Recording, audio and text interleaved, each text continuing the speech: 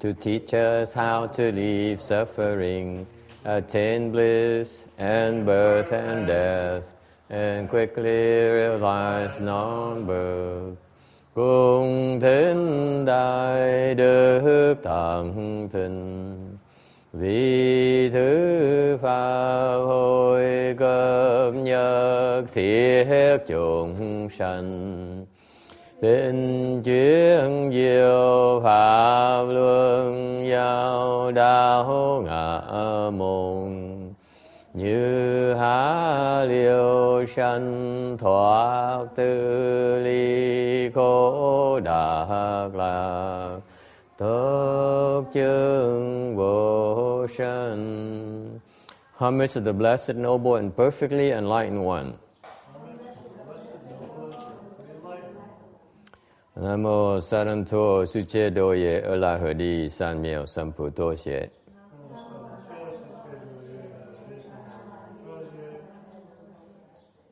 Nam mô Tát Đắc Tha Tô Già Đa Già A La Ha Đế Tam Miệu Tam Bồ Đa Tọa.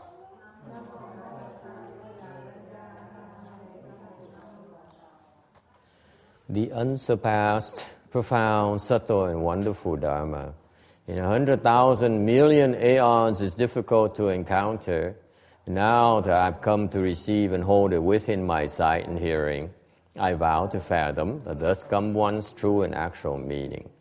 Wu shang sheng sheng wei miao va bai jian wan jian an zao yu wo jin jian wen de shou zhi yan jie zhu lai zhen shi yi. O Buddhas and Bodhisattvas, Venerable Shenhua, Venerable Bhikshunis, all good known advisors, Amitabha. Chư Phật Bồ Tát, kính thưa Hòa Thượng Tiên Hóa, kính thưa quý sư cô và quý vị thiện tri thức A Di Đà Phật. Chư Phật Bồ Tát, sư phụ sang rần,各位比丘尼，各位善知识，阿弥陀佛。All right, we are. Today is the 26th of June, 2011, in Rosemead, California. We're lecturing on the Amitabha Sutra. We are on slide 360, tấm 360 của kinh Phật thuyết A Di Đà, đang giảng kinh này. Talking about the conditions for non-retreating, for non-regression. Đang nói về cái nhân duyên tại sao mà mình không bị thụt lùi. Okay, because cultivation in our world is characterized by frequent regression. Tại vì cái cõi cuộc sống này, quý vị niệm Phật, tụng kinh, tu hành là chắc chắn sẽ bị thụt lùi. Đang tu, đang niệm chú, cái người ta khuyên mình đừng có niệm chú nữa. Tụng kinh, ta khuyên mình đừng có niệm kinh, tụng kinh nữa. So you be reciting the mantras and something comes up and then someone tells you to stop reciting the mantra. That's called regression. If you stop. If you stop. Yeah. 所以说我们现在在讲的是这个不退，然后法师说，因为在这边修行呢，我们常常就是很容易会退，尤其是当比如说你在念咒的时候，有人叫你不要念的时候，如果你停下来的话，你就是一个例子。If you are able to obtain rebirth to the Pureland, Amitabha's vow, the vow he made is that when you're born there, you will for sure obtain the three patiences. Đức Phật A Di Đà có cái pháp là vãng sanh, là chủ của vãng sanh. Thì ngài nói rằng nếu như mà quý vị mà đắc được vãng sanh tới cái cõi cái Phật độ của tôi á, thì quý vị sẽ đắc được ba cái loại nhẫn. 如果说你可以往生的话，那阿弥陀佛的愿就是说，你到那边你可以会得到 three patients 三忍嘛。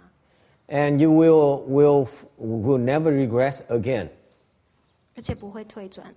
Và quý vị không bao giờ thối lui nữa, không bao giờ bị thối chuyển nữa. Okay. So last week, someone asked me, what are the three patiences? Tuần trước có người hỏi tôi là ba cái nhẫn là cái gì? 所以上礼拜有人问说，那三忍是什么？ There are the first patience, second patience, and third patience. That's what this vow is about. OK， 所以有这个第一忍、第二忍、第三忍。And last week I didn't remember what those three patiences were about, so I promised I would do some look into it and give you the answer this week. And luckily for me, my trusted researcher did some research and gave me the answer. So I give it to you right now. Compliments of my trusted researcher. So if he's wrong, then his fault. It's not my fault. 法师就说他有得到这个有人帮他 research 那个答案，所以现在要跟我们讲。研究。Thành ra tuần này bỗng nhiên cái người phụ tá của tôi đó đi coi sách vở xong rồi nhắc tôi lại, thầy tuần trước thầy có hứa là sẽ giảng cái tam nhẫn, thành ra ông gửi tới tôi cái tam nhẫn là cái gì. Thành ra cái này là từ cái người phụ tá của tôi, nếu mà ông trật là lỗi của ông, phải lỗi của tôi. Okay. So the three patiences is according to the Flower Adornment Sutra. 华严经，所以是在华严经里面有讲到这三忍。Đây là kinh Hoa Nghiêm giảng cho quý vị biết, kinh Phật nói cho quý biết tam nhẫn là cái gì. Nhẫn, patience is to endure. Nhẫn có nghĩa là chịu đựng. 忍的意思就是要忍耐。And it comes in three different flavors. 有三种。味道。OK。Nhẫn nó có nghĩa mình chịu đựng. Mình chịu đựng bằng cách gì? Có ba cái phương pháp chịu đựng, ba cái loại nhẫn mà mình phải cần nhìn tới. Okay. The first one is a patience against hatred and harm. 第一个是耐怨害人。Cái đầu tiên ấy gọi là nài oan hại nhẫn, có nghĩa là người ta muốn tới hành hạ mình, giày xéo mình và muốn hại mình nhẫn cái đó. Anyone had that problem before? I run into someone who hates your guts and definitely want to harm you, inflict a lot of harm upon you. Okay, really make you suffer, make your life miserable. Okay, raise your hands. Có ai đã bị cái trường hợp mà nó tới oan gia, nó tới nó đòi nợ, nó hành hạ mình, nó nhức mình, làm cho mình khổ. Okay, làm cho mình cực khổ, dễ sợ lắm. Okay, làm cho mình khốn khổ, thống khổ, đi thất điên bát đảo với nó. Có ai bị như vậy chưa? Only 2 or 3. It should be all of you.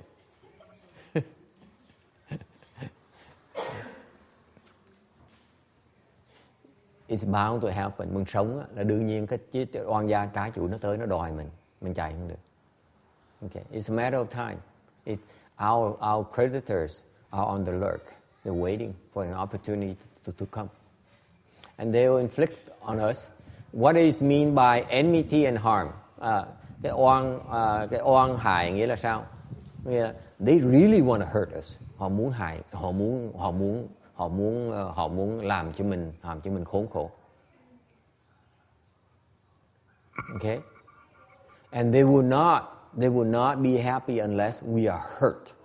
Quan trọng như vậy nè, là họ không vừa lòng, họ không ngừng cho đến khi mình bị hại. You have to recognize the nature of the retribution. Cái đó là cái quả của mình phải bị hại họ mới vừa lòng được. So when they come,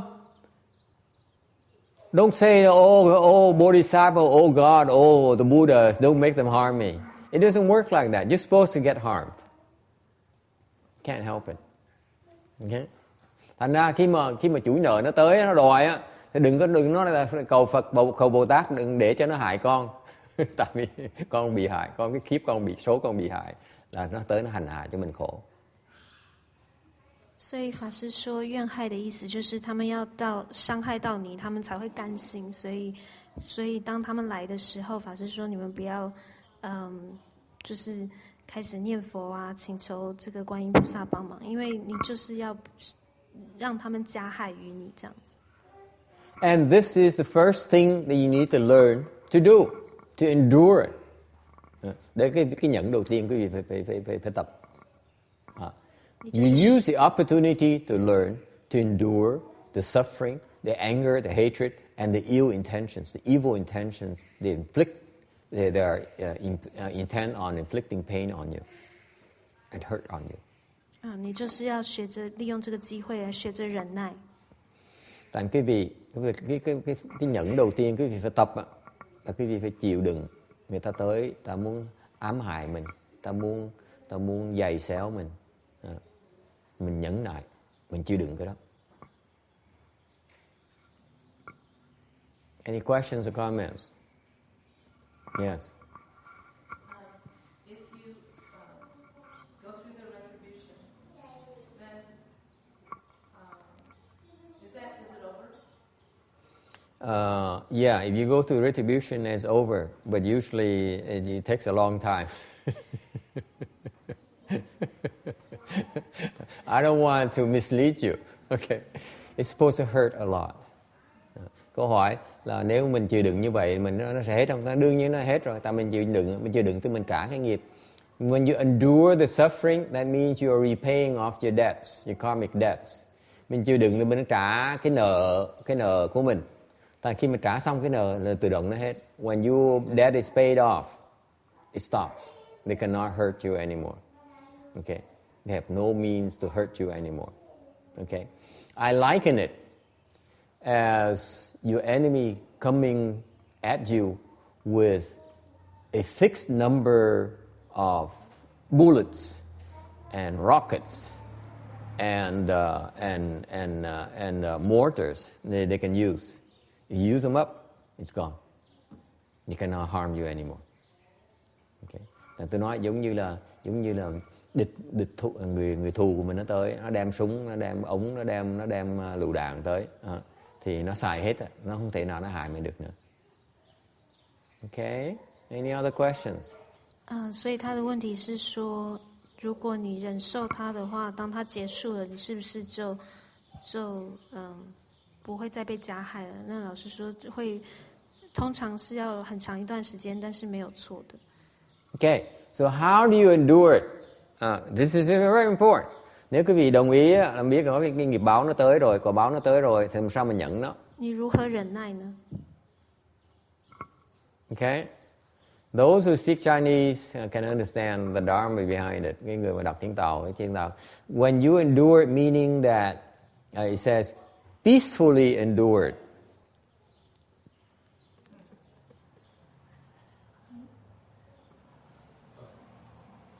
Peacefully endure it. Mình an nhiên mà nhẫn, mà chịu đựng. Okay? Don't make a grimace, có nghĩa là không có nhăn mặt. Yes. Well, that means not going around grousing about it and complaining. Yeah. Telling every single person you meet about Yeah. Đừng đi than phiền. Ông nói đừng đi than phiền. Gặp ai cũng than phiền, tại sao mà tôi khổ như vậy? Don't say, go back and say, oh, I'm suffering so much, I'm hurting so much. Why me, why me, why me? Okay, đừng có ngồi đi xung quanh mà than phiền. Tại sao? Why am I such a good person? Why do I have to suffer so much? I will live a good life. I'm really a good person. Why me? This is what everyone's common reaction. Thường ai cũng vậy. Ta nói là tại sao tôi là người sống rất là tốt, mà tại sao có thể cái chuyện nó xấu nó xảy ra với tôi như vậy được? Sao nó không bất công bằng như vậy? Why is life so unfair? 所以法师说，中文在这边写说要安心的忍耐。那法师就是说，你要忍耐，然后不要一直抱怨说为什么是我这样子，怎么会发生在我身上？ Is it clear? You peacefully endure. Nhớ không? Mình an nhiên tự tại, mình chịu đựng. Đừng có làm. Okay. And then that's the first part. The second part is even more difficult. Cái đó là cái phần đầu tiên nó khó rồi. Phần thứ nhì còn khó hơn nữa. There's another second part which is very, very difficult to do. 再来第二点是更难的一点。The second part is that you do not retaliate. Thứ nhì là không được trả đũa. 第二点就是说不要反报。Okay. Không trả đũa có nghĩa là sao? Nó tới nó phá con mình không tới phá nó lại được. They come and harm your daughter. You don't retaliate and go back and harm them. 所以，比如说他们来加害你的女儿，你也是不要报复。Any questions? See, the natural reaction is to retaliate, to do something about it, because it just seems right. It's just that the right thing to do is at least do something about it so that you feel better, and then maybe you hope that they relent and take it easy on you, okay? Because it hurt too much. Maybe we weaken them a little bit. Tại vì cái thứ gì rất khó, tại vì cái phản ứng tự nhiên của mình là muốn làm cái gì để cho mình bớt khổ, mình trả đũa, mình thấy hả dạ hơn một tí. Don't tell me that someone comes to harm you, you don't feel like retaliating. Đừng có nghĩ rằng đừng nói với tôi rằng người ta tới hại quý vị, tới hành hạ quý vị không muốn trả đũa. Anyone like that? Raise your hand. You see, no retaliating people. Raise your hand. Không ai trả đũa, giơ tay tôi coi. You see, all of you are like that. I'm the only person here who does not retaliate.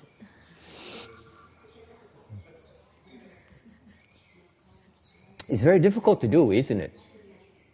Retaliation is such a natural thing to do. Cái mà trả đũa là cái rất tự nhiên. And this is why it makes it so difficult. Nó khó vì vậy đó. Mình không được trả đũa. 法师说会想要报复是很自然而然的事情。Why not? Tại sao không được trả đũa? Yes. You can train yourself to not retaliate in small things, and I think maybe if you do that long enough, you can learn to not retaliate when something big happens. Maybe. I haven't got that far yet. You naturally want to retaliate. The only thing that stops you, okay, is your head. Because you're so emotional. It hurts so much. You're so upset. Okay?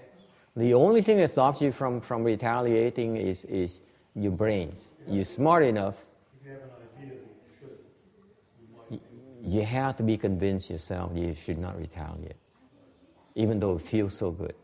It feels so natural to retaliate. Cái lý do duy nhất mà quý vị có thể không trả đũa là bằng cách quý vị có cái lý trí, có cái sự sáng suốt về lý trí để biết rằng là không được trả đũa. Cách duy nhất mình chặn là thôi. Chứ còn mình giận quá, mình đau khổ quá, mình nhất định mình muốn trả đũa, mình mới trả đũa hả dạ mới được, mình chịu đựng mới được. Okay? 那法师说，理智上你知道是不要，但是感情上就非常的难，所以你必须要能够说服自己说你不想要报复或者是还击。And you're not supposed to retaliate because if you really understand tại sao quý vị không được trả đũa, tại vì nếu quý vị thực sự quý vị hiểu đạo thì then you understand it's cause and effect, hiểu cái sự nhân quả ở trong đó. The reason they come and harm you right now because you harmed them in the past. Okay? Lý do quý vị phải hiểu rằng ngày hôm nay mình khốn khổ với họ là tại vì mình đã từng làm họ khổ rồi. Bây giờ tôi đòi nợ lại. Okay? If you do anything, any kind of retaliation, you're creating new debts. Thành quý vị mà nếu như trả đũa, làm bất cứ cái hành động nào đó để mà trả đũa đó, okay, thì quý vị đang tạo cái nghiệp mới. Có nghĩa là quý vị không có trả nợ nữa, quý vị đang tạo nợ mới. So instead of paying off your debts, karmic debts, you're creating new debts. It's not very wise. 所以说，法师说，如果你真的懂的话，你知道说这是因果关系。那如果你报复或还击的话，你等于是在造新的业。Any questions here? Có ai thắc mắc gì không? For example, last week I have someone complain to me that a left phone person complained to me that a lay person talks to me in a very insolent manner, and it's unacceptable because that's not the way it's supposed to be in a temple. There is rules, a regulation. You're not supposed to address left phone people like that. 法师说，比如说上个礼拜有人抱怨说，有一个人对我就是出家人讲话是非常的不礼貌嘛，所以他说不应该这样子，因为 And therefore, thành ra tuần vừa rồi có người xuất gia nói với tôi, nói than phiền với tôi, nói là người tại gia mà tới hỗn xược với người xuất gia là trong cái chùa như vậy là không được, là hư, là cái thái độ như vậy là hư. And therefore như vậy thì như vậy không thể nào chấp nhận được. Cho nên therefore the lay person should be punished. Cho nên người tại gia phải được trừng phạt. 所以他说这个居士这位居士应该要被惩罚。Does it sound like the first kind of patience to you? Nghe cái chuyện như vậy, cái vị nghĩ có nó giống như là cái đệ nhất nhẫn không? 所以听起来有没有像这个第一个这个人 Yes or no? 有没有？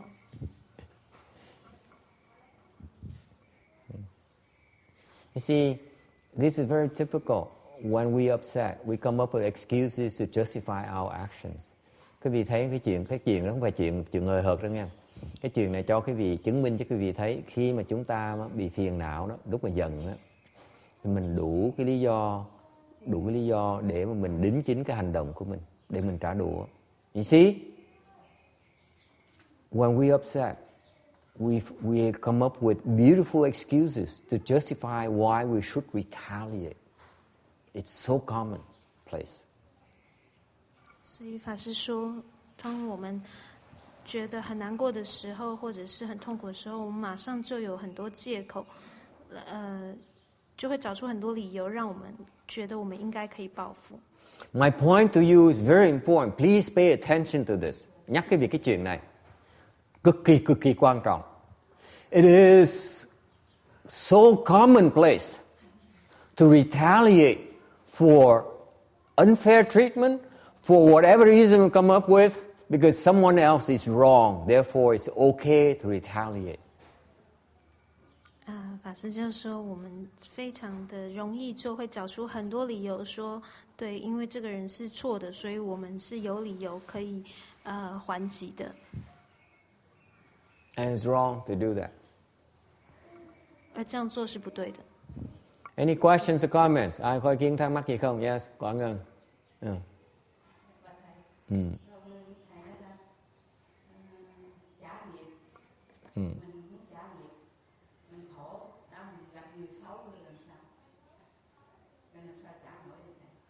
Trả không nổi hả?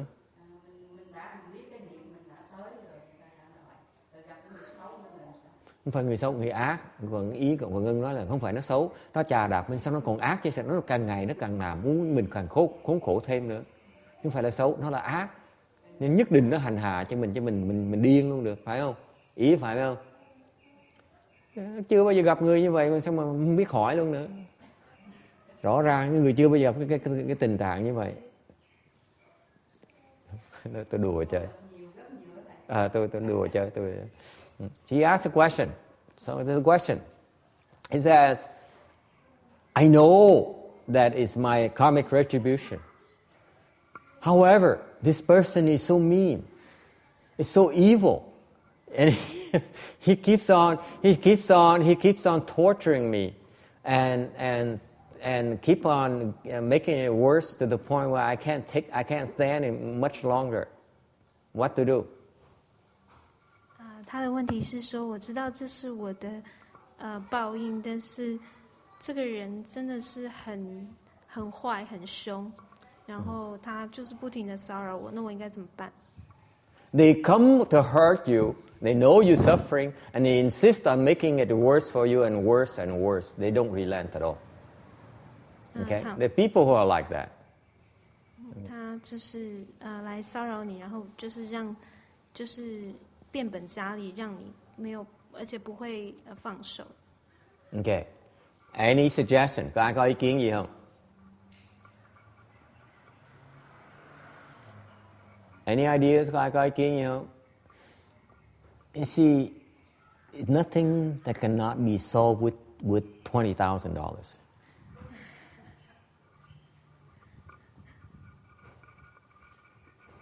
That's what hitman charges nowadays, right?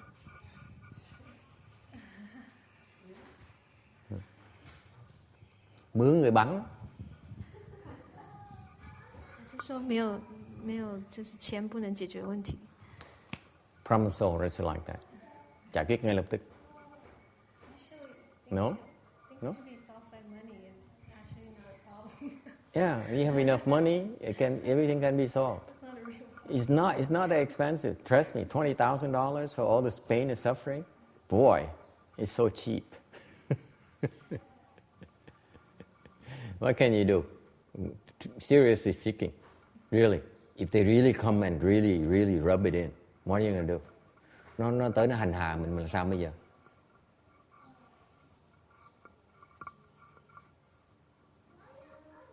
Sao?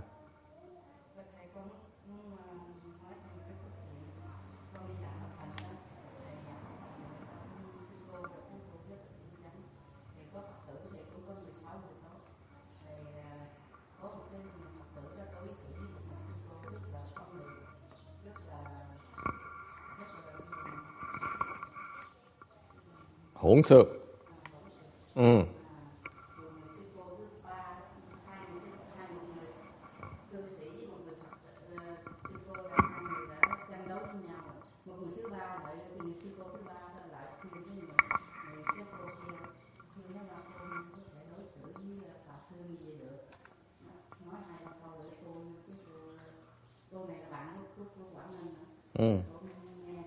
Cái cô mà hành hạ hay là cái cô mà tới khuyên? Bạn của Bạn Ngân là người ác là người tốt vậy? Cái cô sư cô thì cái cô người cư sĩ này ra thì không có bữa đó đi lấy cái chén. Còn cái sư cô kia không chịu. Không cho. Nên là qua giờ là không cho ăn. Cái cô này cũng xong chùa thì mà nói là như thế, chùa thì mà không cho người ta ăn. Cư sĩ này có nạt lại sư cô. Thầy sư cô đó thầy mới cái sư cô thứ ba lại đó thấy hai người đã rồi ấy. Thì cái sư cô thứ ba lại đó thì sư cô thứ ba khuyên cái cô này nó là không có nên như vậy, ở đây nó có luật lệ như vậy thì cô không biết, thì cái sư cô này đó cũng không có ấy nữa, thầy nói ra đó hai người cũng có lỗi hết á. Lại cái người sư cô thứ ba bởi vì người xấu á, là gặp người tốt, mà người khổ rồi gặp người đã xấu nữa thầy khổ luôn. Đó. Rồi người mà giống mình đã xấu rồi đã gặp được người tốt thầy cũng đỡ một chút. Cái cô thứ ba này đó, cô sư cô đó không biết tên gì mà không biết ở trong dòng Mặt Thành đó. Thì cô mới lại khuyên cái cô tại gia này đó. Cô nói chuyện với cái sư cô này như vậy là cô không có được. Đúng rồi. Cô biết cô quấy không? Cái nói ra cái cổ cũng giật mình, cổ mới xin lỗi, cổ mới mắc cỡ quá chứ. Cổ học cho nghe đó, trời ơi, bây giờ cổ không dám đi gặp cái sư cô đó nữa. Nó như vậy đó, người ta đánh mình thức tỉnh một cái mình cũng không có hỗn láo, không có sắc sược với người ta. Mà theo mình thấy những cái xung quanh những cái sư cô mà lúc trong gây những cái chuyện đó thì không biết ai quấy ai phải ở trên đó, mà cái người ở ngoài nhìn vô mới biết đó, miễn là cái người đó tốt tới khuyên một cái là đâu có chuyện gì đâu. A Di Đà Phật. Okay. She has a long-winded story. Says between left-home person and a lay person who have a big disagreement, and the lay person is not polite towards the left-home person, and a third party, another left-home person, came to her and talked to the lay person and explained to her that's the improper behavior. And when she heard it, she realized she was wrong and she changed her ways. 他的故事就是说，有一个居士以及出家人起了争执，然后那个居士的态度不好，然后第三个人就进来跟他就说他这样子的态度是不对的，于是那位居士他就改变了他的态度，他就发现他错了。Okay, I have good news for you. Cái chuyện tin vui cho quý vị biết. The reason it's unbearable is because you only see it from your perspective. That's why it becomes so unbearable. Sự thật là như vậy nè. Lý do quý vị chịu đựng không nổi là tại quý vị chỉ nhìn từ cái phương diện quý vị thôi. That's why it's so unbearable. 法师说，因为很难忍受，是因为你们只从你们自己的观点在看。Do you hear me clearly? You cannot stand it because you keep on thinking about it. 你无法忍受，是因为你一直不停的在想。Nghe rõ không? Lý do quý vị chịu đựng không nổi nữa là tại vì cứ nghĩ về cái chuyện đó hoài, cứ nhìn nó hoài. Càng nhìn mà càng giận. The more you look, the more upset you become. 你越想的话，你就越生气。Have you thought about it? Did you realize it? You keep on thinking about it, the more upset you become. And this is what we do all the time. This is what we cannot help but retaliate. Vì mình càng ngày mình càng nghĩ, càng ngày mình càng chịu đựng nổi, thì cuối cùng mình phải trả đũa.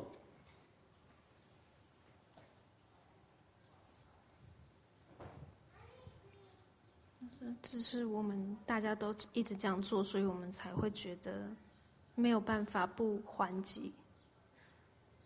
Questions or comments? Ai có ý kiến thắc mắc hay? Yes. So how do I stop thinking about it? You can't stop thinking about it. You still have a brain. How can you stop thinking about it? Đúng. Câu hỏi khôn lắm. You still have a brain. How can you stop thinking about it? It bothers you so much. How can you stop thinking about it? Câu hỏi rất câu hỏi có vẻ rất là khù khờ thì rất là khôn.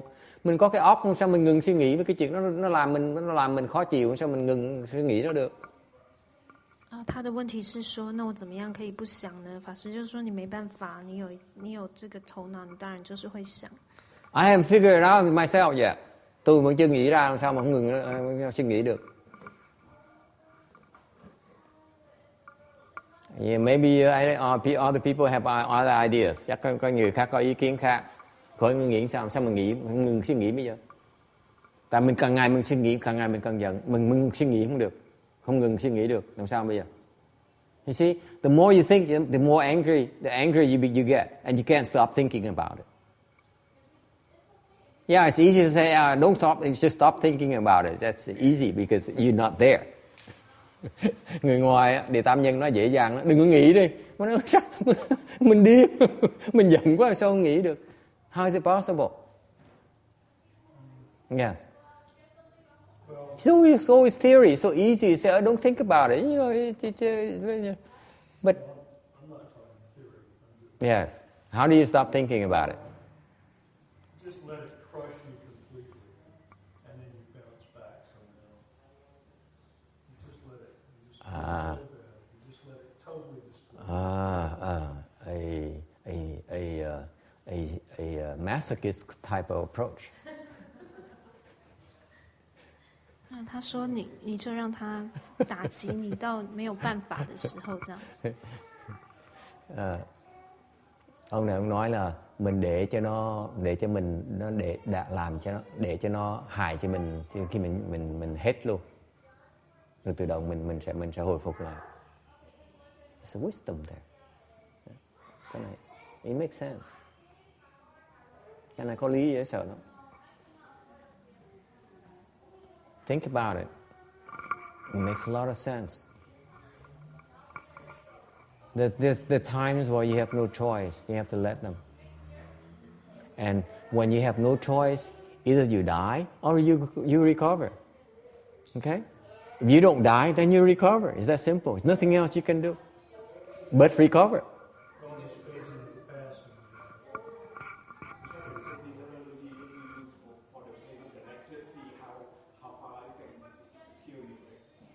Thank you. You see, but that's theory. I don't buy that. This is very good. It says, nói là mình cứ để cho nó tới cùng luôn. Thì hoặc là nếu tới cùng thì mình hoặc là mình chết, hoặc là mình không chết. Nếu mình không chết, mình tự động mình hồi phục lại, thành chuyện rất tự nhiên. Ok.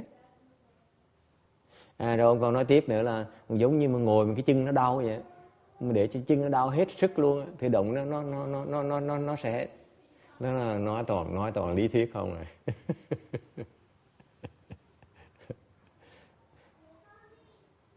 All right. Questions, comment? You buy that or not? Sometimes you have no choice, but you have to let them do it until like let's say you're being tortured in the prison. What else can you do? Okay. You just have to take it. Okay. Thì coi như chẳng những cái vị ở trong tù vậy, nó ta đang tra tấn mình, nó hành hạ mình chịu thôi, làm gì được bây giờ? What else you gonna do? 所以说，有的时候你是没有选择的，你就是要承受它。Okay. All right. Any other ideas? Có ý kiến gì khác không? 还有没有人有别的想法？ Yeah. He said, can I think about the other person good traits? Lúc đó không nghĩ không được đâu. Cam đoan cô nó có nghĩ không nổi đâu. I can assure you, if you try to think of that your torture is good traits, good characters, you will not be able to come up with anything at all at that point in time.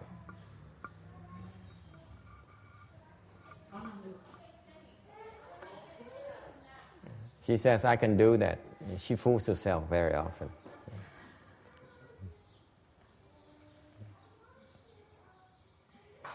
Ừ, 他说想对方的优点，那法师就是说，在那个时候你应该是想不出来这样子，但是他说他可以。Only because she fools herself very often. 因为他常常欺骗自己。Cô làm được là tại cô thích lừa cô, tự lừa. 法师说。Tự lừa. Very unhealthy. Unhealthy. Mình tự lừa mình thôi. You don't even believe it. You don't believe it. Thực sự mình không tin. Tôi don't nói chuyện mà cô nói đâu lý thuyết được. You so upset at someone, you're so angry at a person who's so evil. How can you possibly think of good things about this evil person? It's impossible. Nói lý thuyết không, lúc nó ác quá, nó giận, mình giận quá làm sao mình có thể nghĩ người ta cái tốt cái chỗ nào được nữa. Lúc đó mình trả đùa, mình trả thù chứ mình cách nào mình nhịn nổi hết. Tới trình độ đó rồi, không thể nào không còn gì cái tốt ở trong hết đó. Mình mới trả đùa. You remember, you retaliate because you feel that person is so evil. This person does not deserve it. Does not deserve to live. Does not deserve what she gets. Okay? You notice I use the she. It's very subtle. My Dharma is very subtle text. You have to pay attention. Just kidding. Okay. What else can you do? You never think of it, would you? Yeah.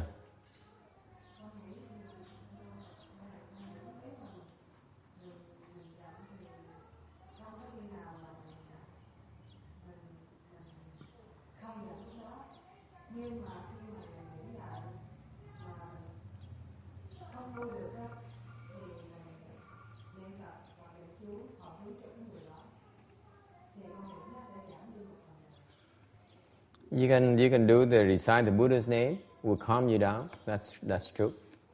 Mình niệm Phật nó sẽ giúp mình vui một tí. Okay. Nó giúp mình đỡ khổ một tí. That's true. Okay. 他说你可以念佛会帮助你比较安静。 What does it mean? Reciting the Buddha's name is one way not to think about it. Nói cách khác, niệm Phật là mình không nghĩ, cái tâm mình nó nghĩ về chuyện khác. You see, that's why it works. 法师就说，那就是一个方法，帮助你不要去想它。Okay. What else can you do? Còn gì khác, làm gì khác nữa không? You never think of it. Không nghĩ được cái chuyện này đâu. This because you so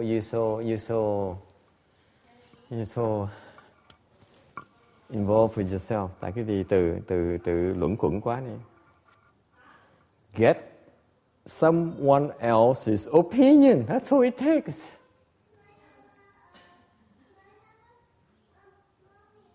Because when you think about it, you only get your opinion. Get someone else's opinion. I gave you a hint already. Nghe, hiểu không? Có nghĩa là sao? Hồi nãy tôi nhắc khéo quý vị đó. Nếu quý vị cứ tiếp tục nghĩ hoài á, là quý vị nghĩ về cái quan điểm của mình thôi. Thì quý vị thay vì nghĩ, quý vị hỏi ý kiến người khác.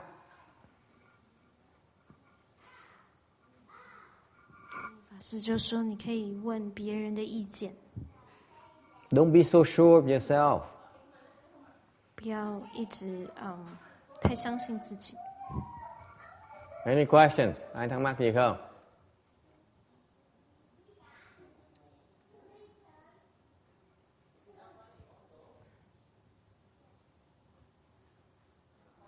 I have, yes. How do you hold your anger when you get yelled by your coworker and in front of the customer? How do you hold your anger? You bite your tongue. It's a well-known remedy. Until it hurts. That's how you distract yourself. I'm serious. Sometimes you are to say something stupid, you bite your tongue, and it will distract you. It's the least harm you can do to yourself. I'm not being facetious. It's very smart. You distract yourself. And you bite your tongue and say, it reminds you that don't say anything stupid, don't do anything stupid, because you're hurting yourself. Okay? And it's going to be a lot worse than hurting your tongue. See, there's a lot of wisdom behind that statement, that trick that people don't realize.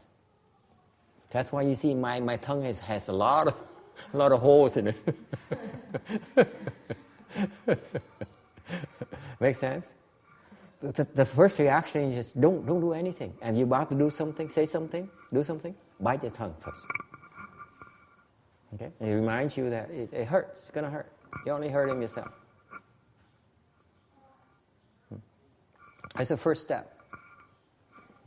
他的问题是说，如果你在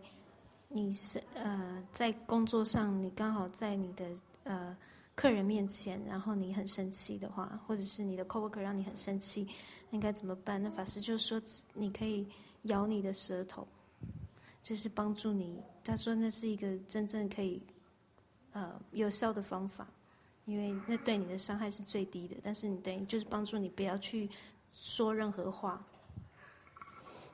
Câu hỏi là trường hợp nhiều khi mình giận cái người làm việc chung mình đó, người đồng hãng, người đồng việc đó, người đồng nghiệp á, quá đấy, mình sắp làm cái chuyện điên rồ, mình làm cái gì? Tôi nói người Mỹ có cái câu là tự cắn cái lưỡi. Mình cắn cái lưỡi để mình nhắc cho mình á, mình đừng sắp làm cái chuyện mà nó tự hại cho mình, có hại lớn cho mình. Thay vì mình làm chuyện lại như vậy, lại lớn thì mình cắn cái lưỡi để mình nhắc trước, thì mình không mình biết để mình cảnh tỉnh, mình quên, mình ngồi bớt đi. Ok. Thành tôi nói thêm nữa, bởi cái lưỡi tôi nó lỗ đầy hết, nó móp méo tùm lum la hết. That's what you do. And then the second thing you do, if that doesn't work, chuyện thứ nhì mà quý vị nếu như mà cắn lưỡi chưa đủ á, okay? You run. You get out of there. Don't stay there. Because you cannot take it. You need to change the scenery. Chuyện thứ nhì quý vị có thể làm được là bỏ chạy. You admit defeat. Don't try to fight.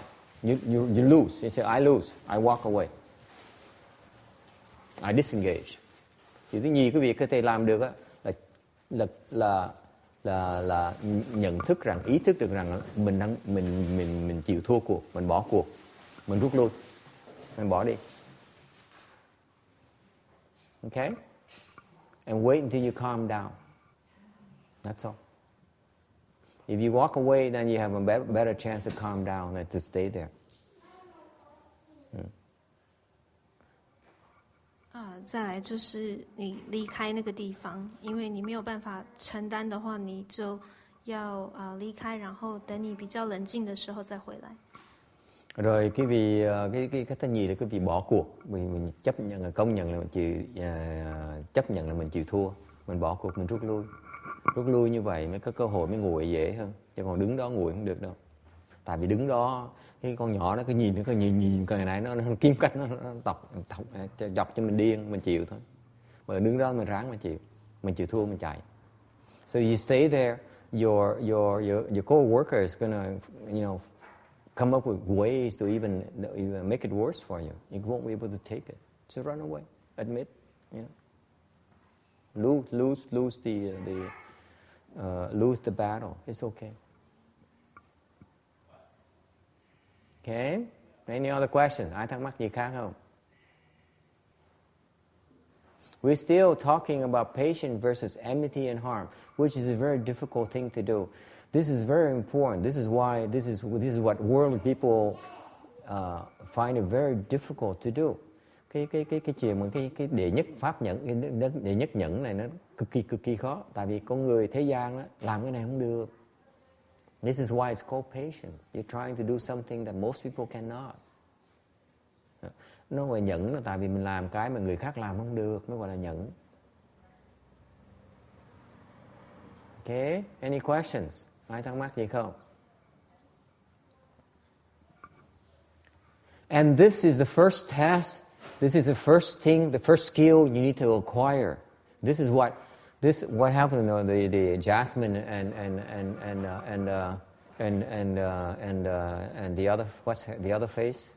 Janice. Where are they? I need to train them how to teach the children. This is what we need to train our children to be more patient. Thành ra cái việc có con cái á, là phải dạy con cái biết kiên nhẫn. Cái đó rất quan trọng. Phải dạy nó từ nhỏ đó. You have to teach them when they're younger to learn to be more patient. 所以法师说，很重要的是，这是我们需要教导我们的下一代，在他们年轻的时候，教他们要有忍耐心。Because this is where people fail miserably. Tại vì cái chỗ này, cái chỗ mà người ta thất bại vì cái chỗ này, vì nhẫn không được. 因为这是大部分的人失败的一点。Any questions? Ai thắc mắc gì không? Okay. As long as you live in society, there will always be external people from the outside who will come and will try to harm you, will try to test your patience. This is why the first patience that you need to learn, to deal with, to cope with, to perfect, is the first patience. Patience against enmity and harm.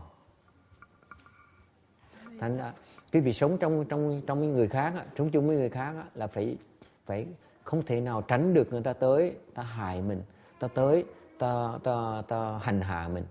Tại đây là cái nhẫn đầu tiên, cái việc phải tập. Tránh này không được.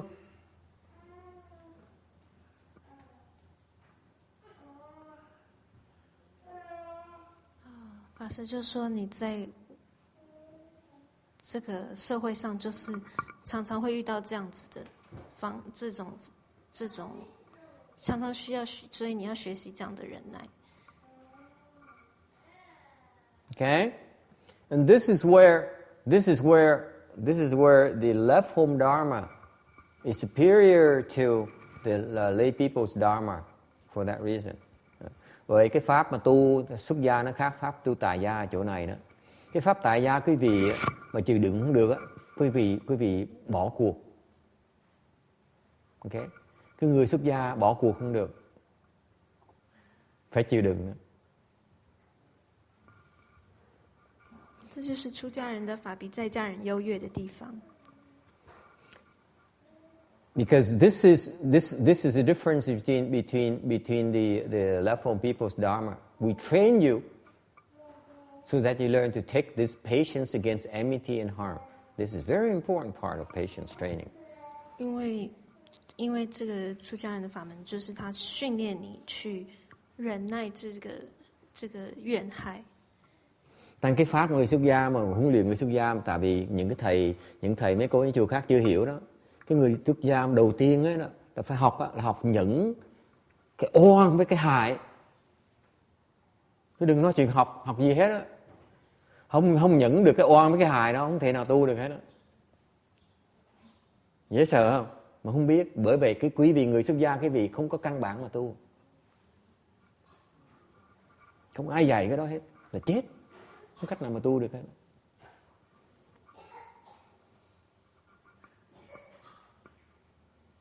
So this is the key part of left home person's training is to endure against enmity and harm. Because without, if you are not able to endure enmity and harm, you cannot survive very long as a left home person. You will fail miserably as a left home person. 因为法师说，如果你没有办法忍耐这样子的怨害的话，你没有办法。Meaning that you have no choice but endure it, and yet you have to endure it. That's a left home person's dharma. See, you lay people says, I don't like you, I hate you, I'm never coming back. Left home people do not have that luxury. Where are you going to go now? Huh?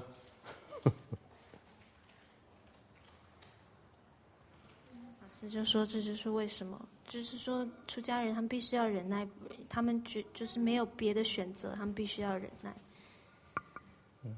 Thành cái pháp người xuất gia nó đặc biệt ở đó, cái căn bản của người tu luyện người xuất gia là phải chịu đựng mà không bỏ cuộc.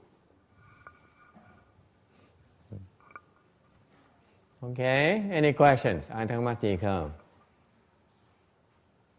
And I stated in Vietnamese because there's a Vietnamese bhikshuni here, so I wanted her to understand that. Because I said that you, left home people, have not received this training yet. That's why you don't have the fundamentals, you have the foundation for the left home person practice.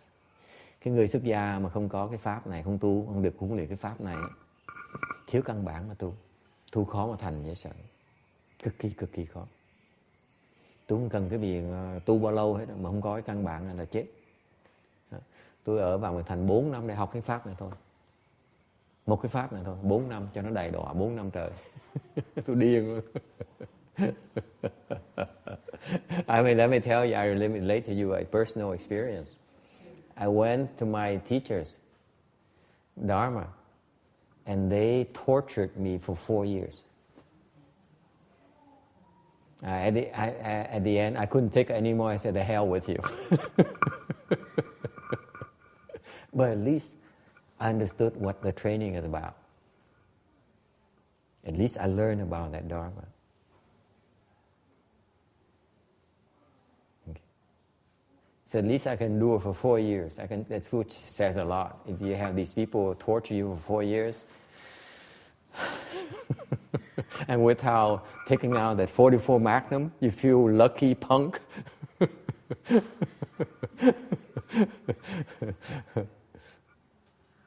It says a lot about how tough it is. See, you lay people don't appreciate what it's like. Okay? You don't have to come to the temple. You don't like it. Cái người tại gia không thích, không cần tới chùa. Người xuất gia đâu không tới chùa ở đâu bây giờ? Bây giờ không tới chùa thầy, bây giờ ở đâu bây giờ? You don't go to your Shifu's temple. Where are you going to go now? Huh? Wherever you go in your Shifu's temple, you have to deal with this something called patience against enmity and harm. Ông thầy tôi, bất cứ cái chùa nào ông thầy tôi tới đều bị phải nhận cái nại oan hại nhẫn hết đó. Không chạy đâu được hết đó. Wherever I went for 4 years, I tried CTTB, I tried Long Beach, I tried Canada, I tried same thing. Đi chỗ nào mình chạy, mình tưởng mình chạy. I thought I was smart. I run away from one branch to the next. And it's the same Dharma. Chạy bất cứ chỗ nào nó cũng đày đọa mình như thường.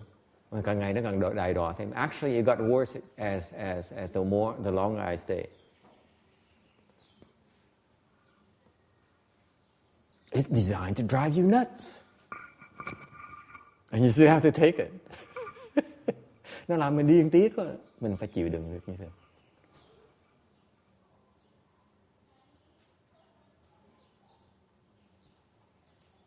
Any questions? Ai thắc mắc gì không? This is why you see I haven't received really any level people disciple yet. Bởi vậy quý vị tại sao ngày hôm nay tôi vẫn chưa nhận người nào làm xuất gia, đệ tử xuất gia với tôi hết. Tại vì ai cũng sợ hết. Because most people are scared of my Dharma. So, yes. Question here. When at work, Yes. when I make a little bit mistake and my coworker try to make it so big deal Yes. and yell so loud, Right. try to make me look so bad. Right. And when she make a mistake, I just keep quiet. Right. And when I got home, I feel like, it's not right. Should I tell the boss? Right. She complained to the boss.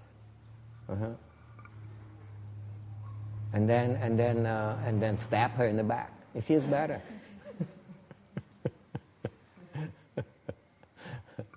You're wrong.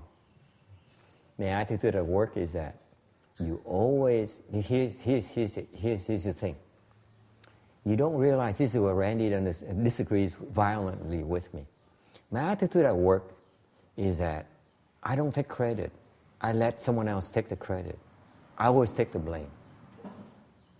If you do it often enough, your boss will recognize your skills. You are a true talent. They will trust you. No matter what your co-workers say, your boss will trust you. See, Randy says the opposite. Randy says, look at me, how great I am. And no one compares with me. And therefore, you spend your entire day trying to prove you're superior. See, I don't have to prove I'm superior. Everyone thinks I'm stupid. And therefore, I have no pressure. Ask Danny, he'll tell you more about it. See how quickly he runs away? Yeah. Disappear. See? That's being smart. No resistance. You think I'm stupid? Yes, I'm very stupid.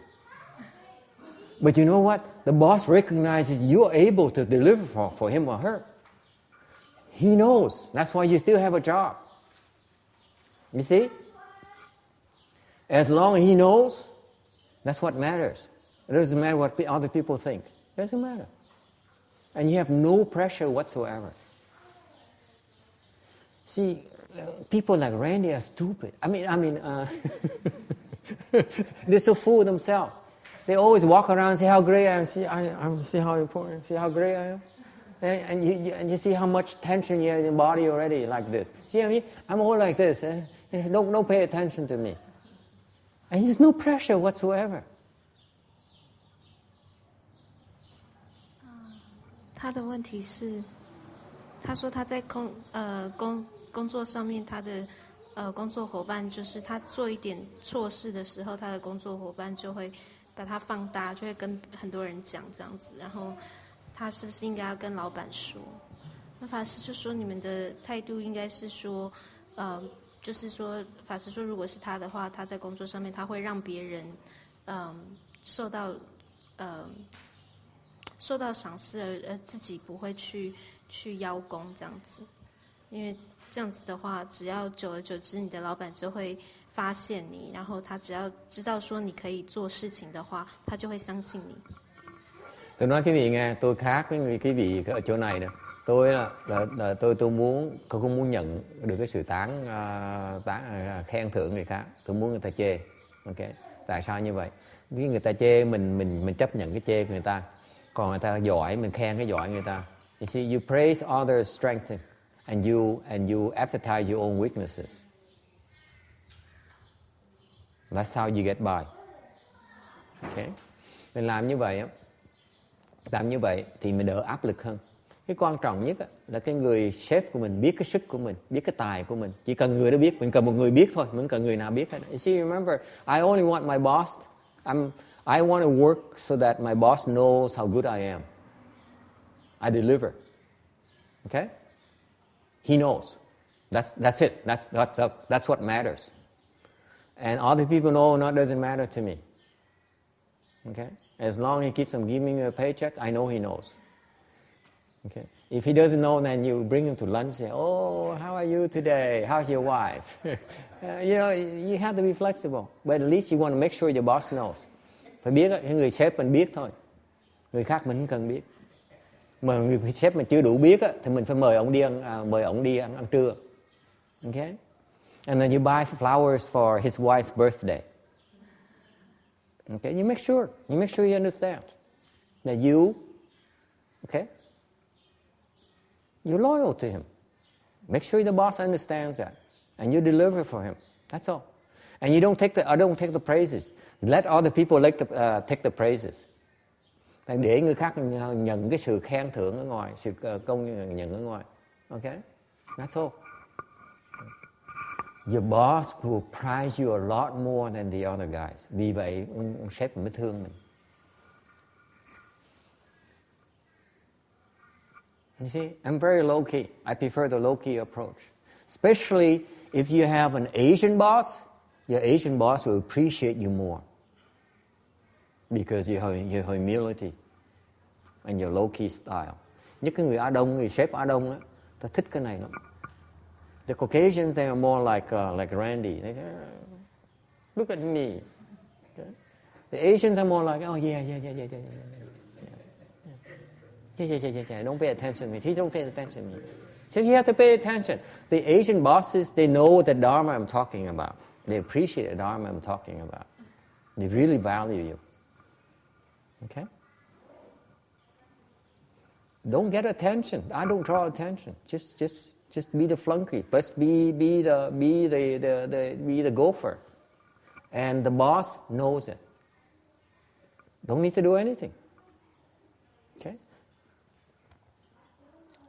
所以法师说，在职场上，就是说，你不需要去太想要，可以低调一点，不需要去太想要去，要大家去知道说你做得多好多好这样子。You don't know how tiring it is for the boss. For everyone comes to you. He says, "Boss, he's how great I am. Please praise me. Please praise me."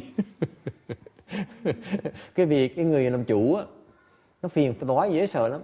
Bất cứ người nhân viên nào tới cũng đòi mình khen người ta hết đó. It's very annoying. Let me tell you, I hated it. And I haven't yet to see a single person who approached me and said, "Boss, please don't praise me." Tôi chưa gặp một người nhân viên nào nói là sếp đừng có khen tôi. That's how you stand out. You see? Như vậy ông boss mới thấy mình khác thường.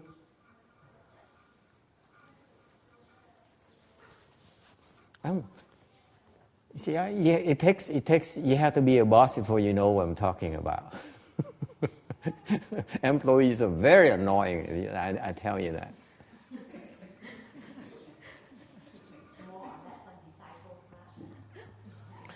Disciples was even worse.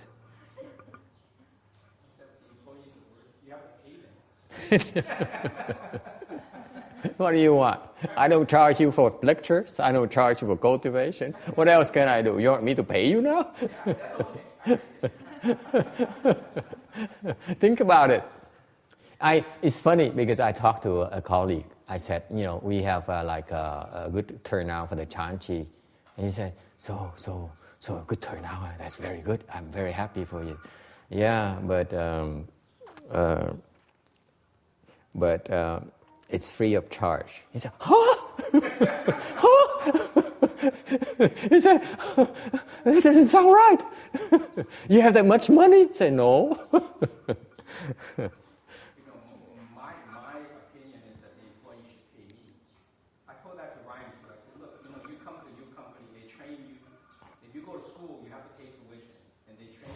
They don't have to pay for your mistakes. The employer has to pay for all your mistakes, and then you quit after a few years.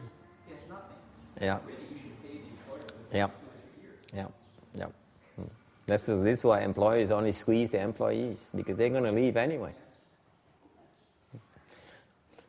Anyway, it's ugly. You can be so ugly, Randy.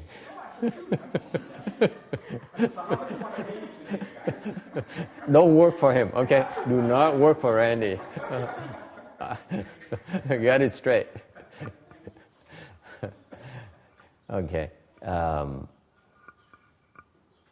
Where were we? Okay, so the first patience, you have the patience against others trying to harm you. Okay. To upstage you. Okay. Cái nhẫn đầu tiên á, là nhận cái sự người ta muốn hại mình, ta muốn lấn áp mình. Okay? Any questions about this? For example, hạn như người ta muốn hại mình mà mình phải ngồi để mình chịu đựng, mới gọi là cái nhẫn. Okay? Remember, the thing is that what makes you a better person is to be able to endure it and not retaliate. Cái người mà tốt á, là cái người mà chịu đựng cái khổ sở, chịu đựng cái sự oan gia, cái sự hại người ta mà không trả đũa. Đó rất là quan trọng. Any questions about this? 所以讲回到第一点，就是说你如果能够忍耐的话，你就是会变成比较好的人，就会成长。Okay, number 2, peacefully endure suffering. Bây giờ cái thứ gì là an thọ khổ nhẫn. 第二个就是安受苦忍。What sufferings are we talking about? Khổ gì? 是忍受什么样的苦呢？ Khổ gì? I will tell you, give you a small list. Cho quý vị một vài cái khổ nhỏ nhỏ cho quý vị thấy. Okay. Sicknesses, bệnh. 第一就是疾病。 Okay. The water, fire, knife, the baton, the kind that oppress you. 水火刀杖。 Bệnh, xong rồi bị lửa, bị nước, bị dao, bị trường là cái gậy đó, nó áp bức mình. Okay, and yet you still are able to endure, peacefully endure.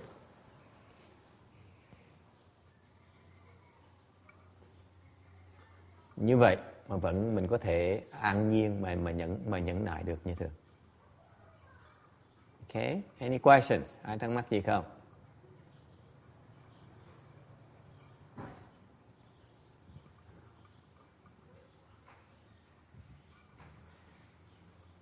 Questions?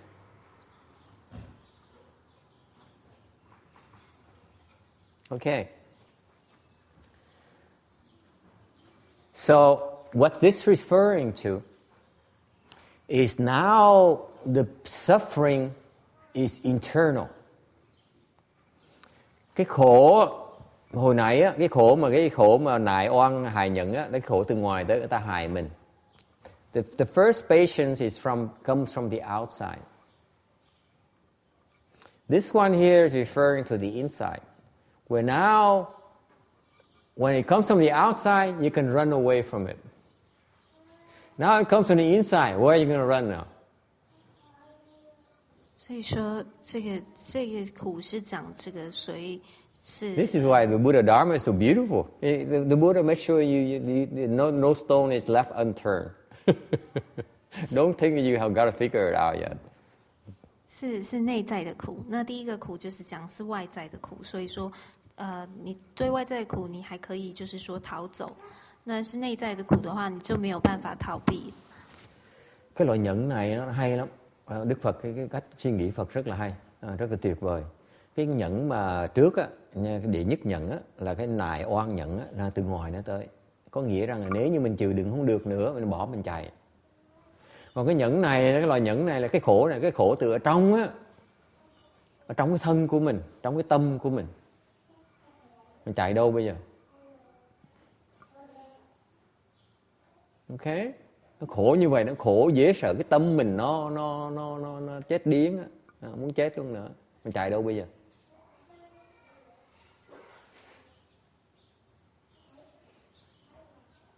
So, for example, the first patient would be like your husband trying to control you. Chẳng hạn như cái nhận đầu tiên hết đó, nại oan nhận đầu tiên đó, là chồng mình muốn kiềm chế mình. Okay. And the second suffering is that what? Cái nhận thứ nhì là sao?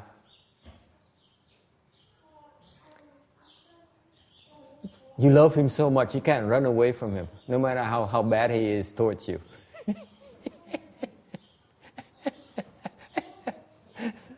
That's the worst. He loves me. That's why he's so mean to me. He beats me up. He can't beat me up unless he loves me. You hear that? I hear it so often. On Oprah Winfrey, Judge Judy.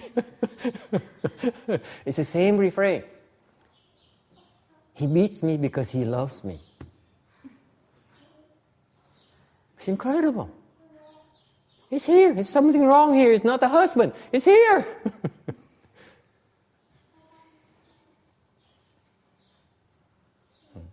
Okay? The point here is that, okay, the suffering is internal. Okay?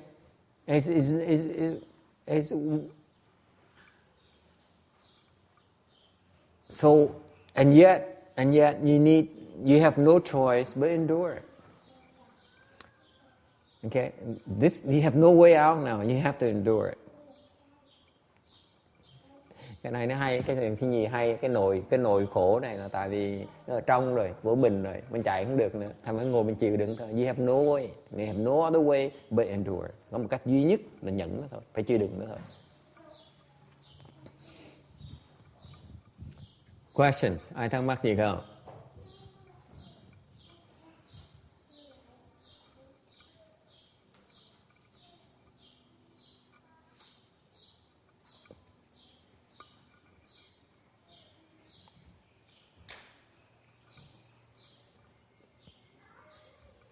Everyone's so quiet. Is it kind of personal time for reflection or what?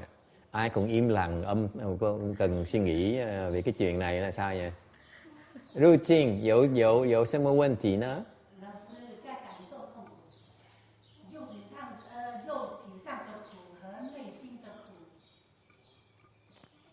真的很难。最难的。如果忍受得了的时候还好，忍受不了怎么办Okay. So she asked, okay, the internal suffering is the worst. It's very difficult to endure. But what if you cannot endure it anymore? What happens? Suicide. Suicide is what you say. Lots of people refer, yeah. It sounds facetious, but that's what people do. Yeah. It sounds so logical too. But that's also why people drink so much, take alcohol. It's all the internal mental. Yeah, they knock themselves out some way, or some kind of fashion. Yeah. That's why that's the big suffering. It's not the outside suffering, that's Yeah. temporary. Now you actually you changing the nature of the pain. You're delaying it, and ông nói là người ta tự tử. They kill themselves. Make sure you translate the Chinese so Ru Jing understands clearly. 所以法师的意思就是说，这个怎么办？就是说，为什么有的人会自杀，或者是酗酒？ And then the bad boss Randy says they drink and then they use alcohol and they use drugs. 酗酒 Because 或吸毒这样子。you basically numb yourself temporarily. You get other cases where people go completely wild. They think they're punish the whole world because they're suffering so much. They go shoot a bunch of people. You need to do something to release it. The point is you need to do something to release. You cannot internalize it. You have to do something physical, really. That's the point, I think. You agree with that, Randy? It has to be physical. It cannot be, because there's so much mental pressure on you. It has to be some kind of physical thing that you need to do to release it. That's the only way. Quý vị biết không? Sự thật á, là quý vị khi mà vào cái tình trạng mà như vậy rồi, cái tâm mình nó khổ quá đi. Mình không thể nào mình chịu đựng được nổi nữa. Thì mình phải làm cái gì đó với cái thân của mình. Để mình giải quyết cái áp bức ở trong người mình đó, chứ mình chịu không nổi nữa. Không làm không được. You have to do something. Okay? Ditch digging and chopping wood are very therapeutic. Most people don't have access to doing that now. Yeah. Those kinds of things. Yeah. Or going to the shooting range, you know. Shooting range. Yeah. I don't know if they should have that. Yeah, yeah. Or learn how to make bombs. This is what the young people in the part of the world are doing. You know, because what happened is that they're so oppressed. You see, the word here, you don't get Chinese. You see, Amy, you don't notice the word "be" here is very important because actually it's very oppressive. The oppression renders you crazy. Cái vị không đọc được cái chữ Hán này, cái phần này, cái chữ này quan trọng, chữ này chữ bách, chữ bách này, bức bách này á, bi là bức chữ bức này đó, nó áp bức mình thành mình điên, làm mình điên luôn, mình chịu không nổi nữa. Okay, this is the nature of the test. See, all I'm telling you about is you need to recognize the nature of the test. We talk about these things so that you see the types of tests you're faced with. Mình đừng nói những cái chuyện rất quan trọng. Tại trong cuộc đời quý vị sẽ gặp những cái thử thách. Nó có cái đặc tính như vậy. Có hai cái loại thử thách, ở ngoài với ở trong. Ở trong áp lực nó quá, mình chịu không nổi, mình điên lên.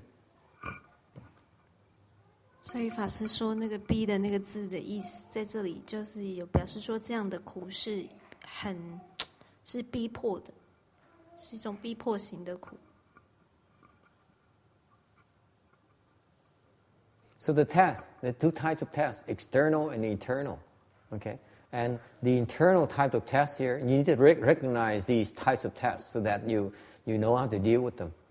Okay? 所以说它那是你能够，所以你可以辨别出它是外面的还是内在的这种考验。那你要所以他这里讲的就是帮助你去看到说你在接受什么样的考验。Okay, any question? Ai thắc mắc gì không?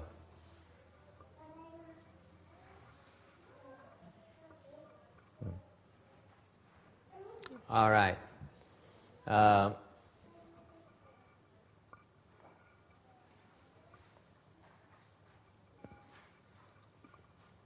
What else can you do when you cannot take it anymore? Làm sao mình làm gì khác nữa? Okay. The most important thing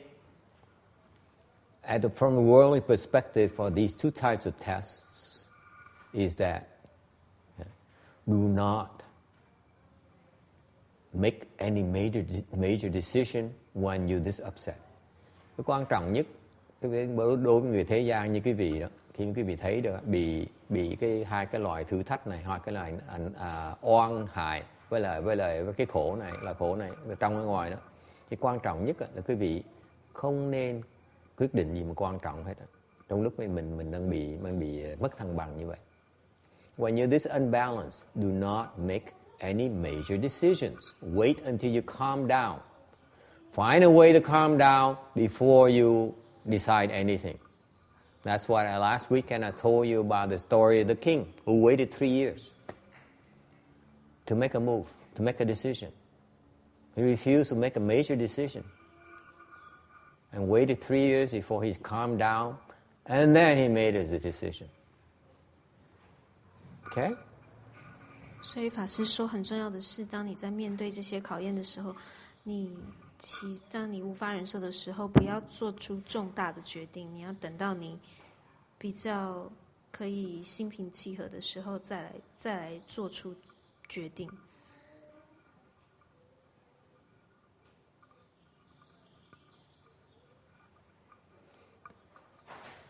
Any questions or comments? Ai Kim thắc mắc gì không? 有没有什么问题？ It's very important to learn to deal with these two types of external and internal types of tests, because this is where you wreak destruction on the people around you. Cái quan trọng của cái nhẫn này, nhẫn ở ngoài với nhẫn ở trong là cái việc khi mà quý vị không có thiếu cái nhẫn là quý vị đang tạo cái sự tàn phá cho xung quanh của quý vị. Please pay attention to that. 要非常注意，当你在接受这样的考验的时候，你要注意，你要知道，然后要注意，因为这个时候你可能会造成你身边的人的伤害，对身边。Đừng có nghĩ là nói là tại vì mình người ta ác độc với mình quá, thành mình phải trả lại người ta, trả đũa người ta để người ta đừng có hại người khác. Don't tell yourself, don't try to convince yourself because someone is so mean towards you. You should take him off, take him out of the world, kill him or something so that he doesn't harm anyone else. It sounds so right, but it is so wrong. 所以法师说，不要说服自己说，因为对方太凶恶了，所以我是有权利可以伤害他的。Okay, any questions about this? Ai thắc mắc gì không? Yeah.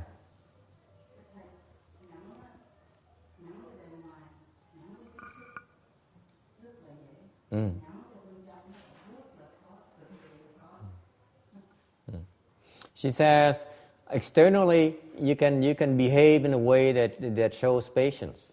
You can control yourself. But internally, it's very difficult. It's very difficult to endure the anger and the boiling inside. And it is so true. Nó rất là đúng. It is so true. 他说，外表上你可以看起来是可以忍受的，但是心里面其实是很难，是很受煎熬的。Okay, but you're here at the temple because you want to learn the Dharma. Okay? Quý vị tới chùa để mà tu, đúng không? Tu là tu pháp, tôi muốn có cái pháp gì? In the temple, there's something called Dharma patience. 法师就说，但是你们在这里是因为你们想要学这个法，所以这是有一个这个法忍。Thì người tới chùa tu để quý vị muốn học cái pháp gì mà khác người, gọi là khác siêu việt, để mà quý vị có thể đối phó với giải quyết những vấn đề khó khăn trong cuộc đời của mình, đúng không? Để có cái pháp ở đây, cái pháp ở Phật pháp gọi là pháp nhẫn. Okay? Okay, since most of you don't understand Chinese, it's on purpose, because I favor the Chinese, so that I encourage you to learn Chinese.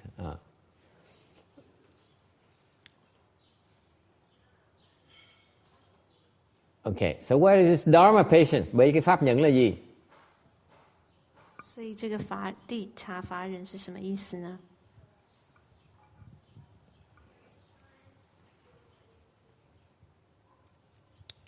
This Dharma patience, you cannot do the Dharma patience unless you do number one, number two. 法师说，你没有办法做第三，除非你可以做一跟二。 Quý vị biết không? Đức Phật rất là khéo léo. Ngài dạy 1, 2, 3 nó có cái thứ tự đàng hoàng. Tại vì thứ nhất, quý vị phải làm cái nhẫn thứ 1 là ở ngoài, xong nhẫn cái ở trong là 2, mới tới được cái 3. The Buddha Dharma is so judicious. There's an order of practice. You need first to learn to endure the external patience. Then you need to endure the internal patience, because external is like prepares you. He says, okay, you can't take it anymore, you run away. Người nhớ, cái mà ở ngoài đó, mình chịu không được, mình bỏ, mình chạy. Remember the trick here. The first one is that you cannot take it anymore, retreat. That's what the king did last weekend. Instead of making a decision, he says, no, hands off. That's retreating.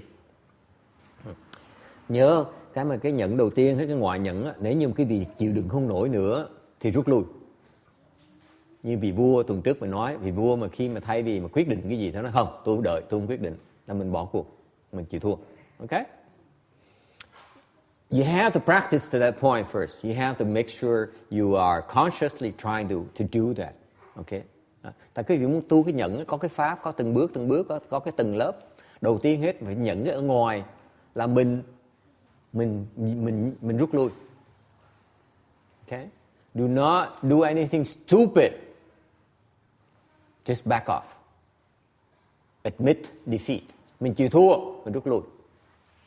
Do not say that I'm going to punish you because you're wrong. Đừng có nói là tôi trừng phạt nó tại vì nó sai. Tôi đúng, nó sai. Okay? Don't do that. You always justify yourself, a form of retaliation. Quý vị chuyên môn tìm đủ cái bào chữa để mà tra đũa nó. Rồi nói tôi làm này tại vì tôi muốn giúp, tại vì tôi làm chuyện tốt, tôi muốn giúp nó. Don't tell you convince yourself you're doing something right, you are right, and you're helping her by punishing her. No, you're helping yourself. I'm not buying for any moment that you're helping anyone, but yourself. Nên cái vì lúc quý vị trả đũa là cái vị đang đừng tự thuyết phục là mình giúp người ta, thì quý vị tự giúp mình thôi, giúp mình để cho mình hả dạ thôi. Is it clear? You need to learn to go through endure that. You need to keep on enduring external things and you do not retaliate. Okay. Đầu tiên hết là phải chịu đựng và không trả đũa. Nó cực kỳ quan trọng.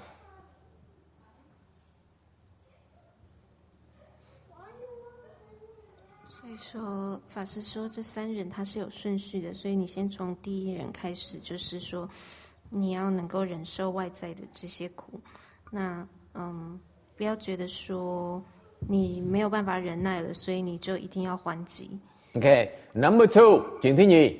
The second test, nature's second test is that you are under so much pressure, you are so oppressed, and you have no way to get out. Okay. Cái loại nhận thứ nhì, cái loại thử thách thứ nhì là quý vị bị áp bức mà thoát không được, mà phải chịu đựng. And yet you still have to endure. 所以第二个呢，就是说你被这个所有的苦所逼到觉得没有办法忍受了，你还是要继续忍下去。The second type of test is that you are under so much pressure that you cannot take it. You go crazy. And yet you still have to endure it. Find a way to endure it. 到你已经没有办法心灵上没有办法承受的地步，你还是要找方法去忍受它。Cái loại thử thách thứ nhì là quý vị phải bị áp bức đến cái độ mà điên tiết luôn nữa. Mình phải chịu đựng như thường. You get it, Alice? You're so oppressed, you cannot retaliate. You say, I'm going to get back at you, we're going to get even. I will never forgive. Okay?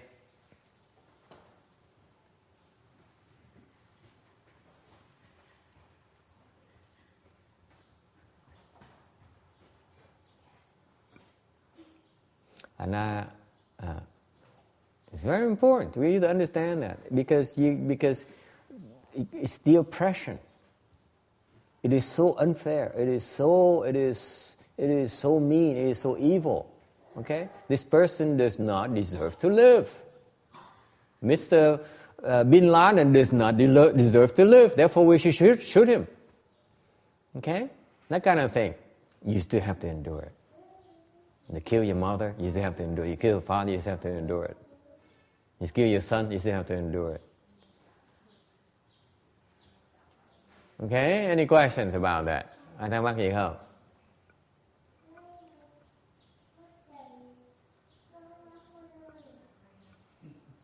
Then, If you do those two things, you endure those, have those patience number 1, number 2, then now you're ready to graduate to patience number 3.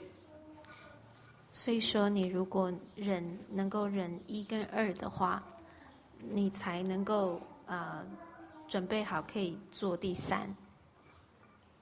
If you can do the first 2 patiences, then you have enough blessings to be able to understand the third patience.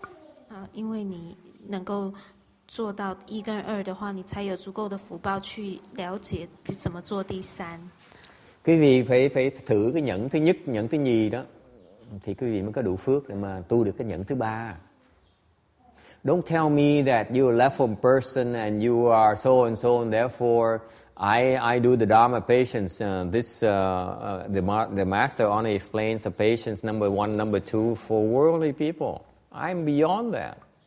I live in a world where my Sangha is harmonious. I have no problem whatsoever. We are happy together. What's so funny about that? Thành quý vị đừng có nói với nhau là tôi là người xuất gia, tôi tới chùa để tôi tu cái pháp, hoặc là pháp nhẫn, như tôi tu cái pháp gọi là nại oan hại nhẫn, hoặc là an thọ khổ nhẫn. Tôi là người xuất gia mà.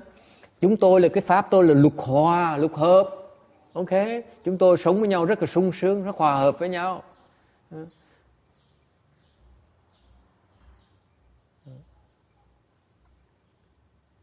And this is where left-home people still don't get it. Bây giờ cái người xuất gia vẫn chưa hiểu được như thường. Phải cần nhẫn cái oan hại, nhẫn cái khổ mới tu được cái pháp nhẫn. Okay, any questions about this? It's just these people, you know, they read books and they said, okay, this is beautiful. People so mean. Bởi vì cái gì mấy người đọc sách người ta không hiểu. Mấy người nghe nó tu hành người ta không hiểu. Tao nói đọc sách tao nói là tôi biết Phật pháp, và bây giờ tôi mới thấy rằng sống ở ngoài nó khổ quá đi. Người ta ác quá đi, người ta ác với nhau quá đi. You tell each other that people of the world are so mean, they're so evil. And they're unfair to each other, they oppress each other. Xong rồi nói thêm là cái người ngoài, người tại gia, người ta áp bức nhau. You have evil bosses.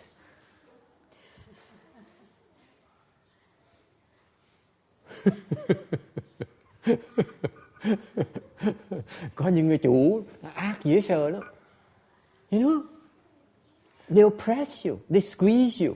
Like Jasmine is learning how to be to squeeze the employees. Anytime, yes, I know. Okay, so I'm fed up with this. I leave the home life. I leave this all behind. That's my attitude. I thought I said, oh, I got it made. I go to an ideal world. Bây giờ trước tôi cũng nghĩ như vậy. Tôi nói trời, sao mà sống ngoài sao khổ quá, sao mà nó tàn nhẫn quá, nó ác quá đi. Thôi mình xuất gia đi. I found a much worse environment.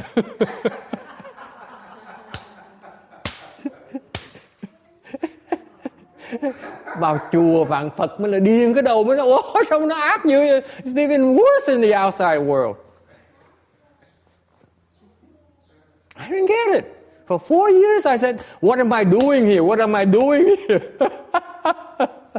4 năm trời, nó đầy đọa cho 4 trời, mấy cái ngày mỗi ngày cái thắc mắc tại sao mình làm gì ở đây, mình làm gì ở đây. No rhyme or reason, không có lý do gì hết. Yes. So it's going to be like that in Pureland,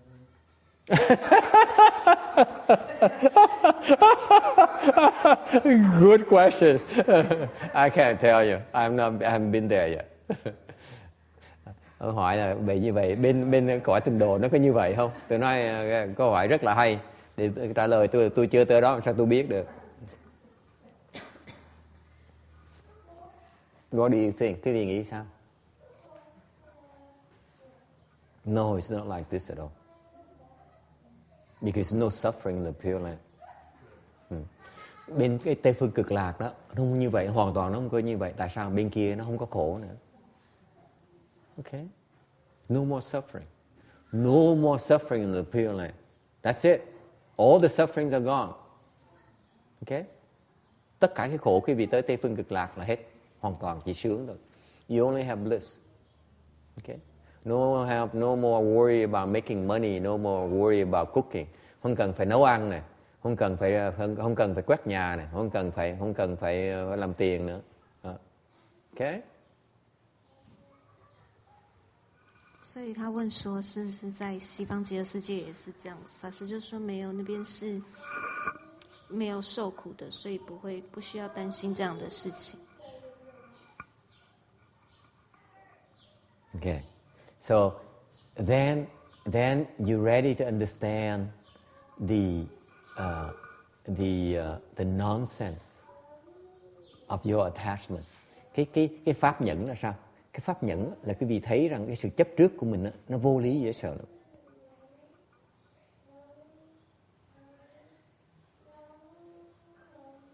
你所有的执着都是虚幻的。Nonsense. What's nonsense? 是不合理。没有道理。听得懂吗？入经。All your attachment, even like to Joseph, is nonsense. Chẳng hạn như cái bà này, bà thương cháu dễ sợ, ok, là cái đồ tầm bậy.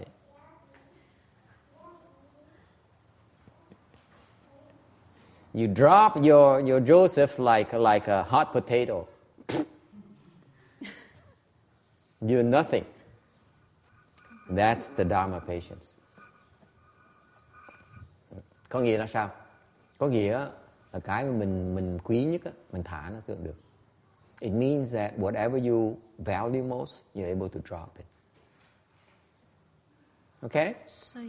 You can read the Chinese. The Chinese people read and say, "Oh, I got a Dharma patient." No, you don't get a Dharma patient. Let me tell you, I summarize for you. You find me the thing you prize most. Okay? And you drop it. That's Dharma patience. 所以法师说，这个法忍就是说，你能够找到你觉得最重要的东西，然后你能够放下，那就是表示你有这个法忍。Okay. 你最重要的东西。Cái pháp nhẫn là sao? Pháp nhẫn là mấy người đọc tiếng Tàu được nói là Tất thì cái pháp nhẫn nói như vậy. Tôi nói pháp nhẫn là giảng gì lắm. Pháp nhẫn là quả ngân có thể lấy cái gì mà mình quý nhất trong cuộc đời này, mình thả nó như là cục đá vậy. Đó là pháp nhẫn. Okay? Many hundreds of thousands of millions of things to drop, don't we? You drop everything. Because all of it is false. Có người nói là ít nhất mình phải thả ít nhất cả trăm cái vạn thứ khác nhau. Tôi nói đúng rồi. Có nhiều thứ mình chấp trước dễ sợ. Mình thấy tất cả cái chấp trước của mình đó, là nó hư giả hết. Không cần tham làm cái gì. 所以你能够放下，是因为他们都是So what are the things that are important to 都 you? 是虚幻的。What are the important things to you, Amy? Money? Huh? Money? Money? Huh? What cái gì? Hả? The iPad too? Tại cái gì cái gì quan trọng đó quý vị? Tiền nó quan trọng. Khi mình có tiền mình thấy nó quan trọng, sợ cái tụi mà có tiền nó còn qua tiền nó còn quan trọng hơn nữa, có biết không? When you don't have money is so important. The rich, I mean, it's even worse for the rich people because money becomes even more important to the rich and the poor.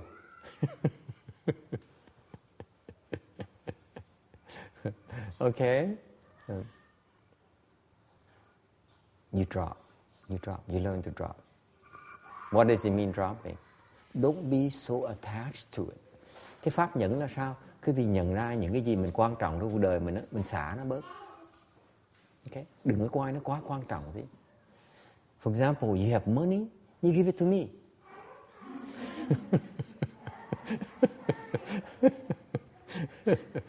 Chào những người có tiền, đưa tiền cho thầy. Sao? You say, Master, I don't want to spend it. You go shopping for me. That's not attachment. Cái đó gọi là xả. Someone has to suffer for you. Phải có người khổ cho quý vị chứ. Might as well be me.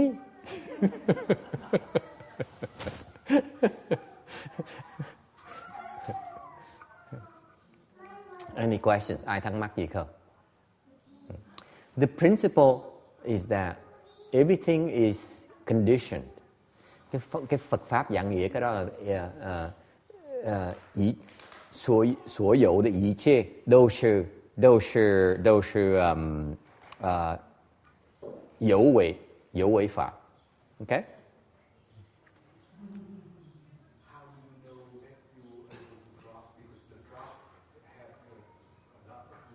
Good question.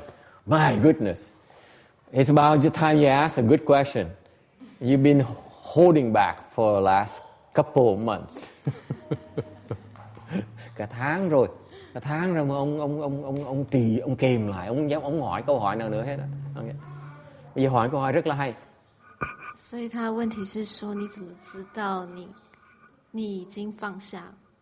How do you know that you really are dropping off what you think is so important? Làm sao mình biết mình thiệt sự mình có thể xả được? Okay?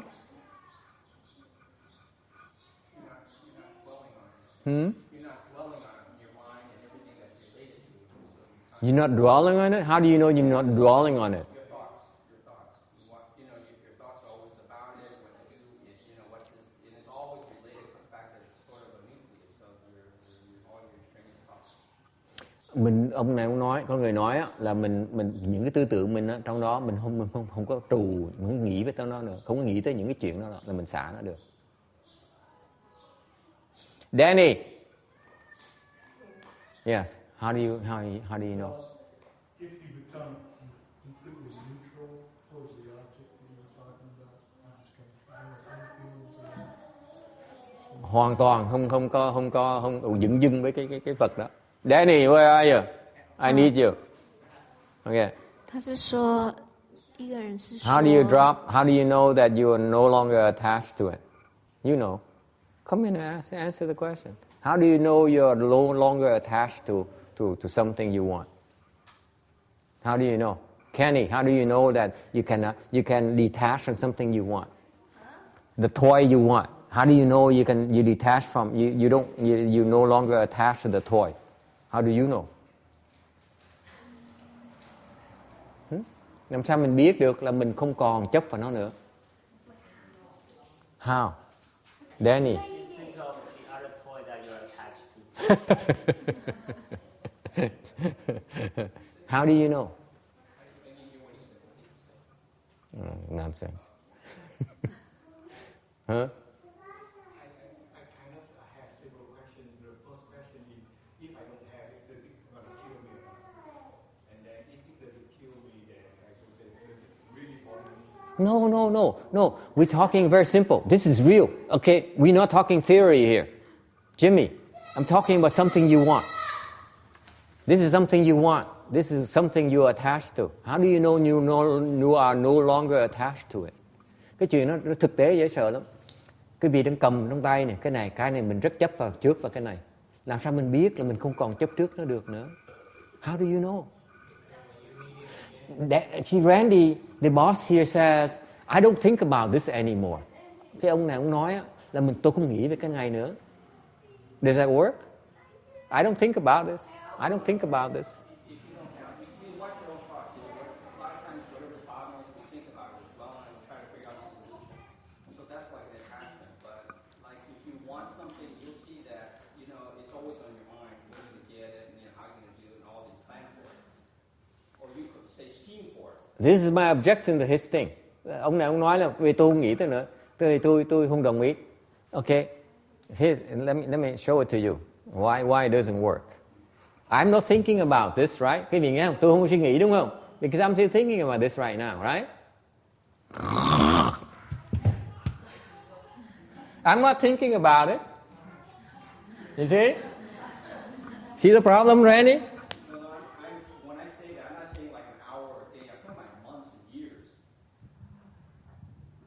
You're no fun.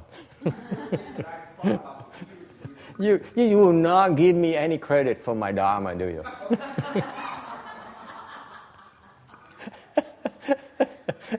I'm not thinking about you. You still you sleep. You don't think about it. You still attached to it.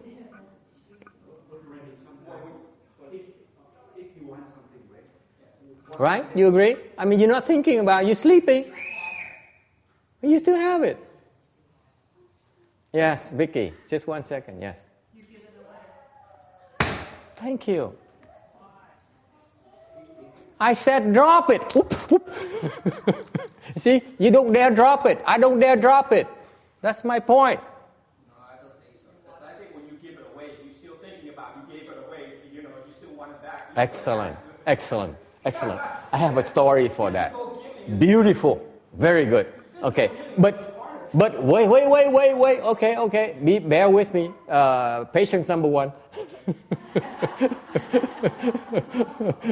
Patience. Okay. It's true. You give away, you still are attached to it. It is so true, isn't it? Đúng không? Mình cho, nhiều khi mình cho, mình vẫn chấp như thường. 所以他说如果第一个就是不想，第二个就是说那个 Vicky 就说当你可以把它送给别人的时候，但是 Randy 说你送给别人你还是没有放下，因为你还是会想。 However, unless you give it away, you never know. Right? You don't know, you cannot know for sure whether you're not attached to it or not after you give it away. Quý vị thấy không? Nếu quý vị không cho nó, không thảy nó ra, không cho người ta, thì làm sao quý vị biết là khi mình cho, sau khi mình cho mình có tiếc hay không tiếc? Đâu có biết được. Phải cho mình mới biết được. And that's why every week you go to the temple, you write a check. And the following week, another check. Another check.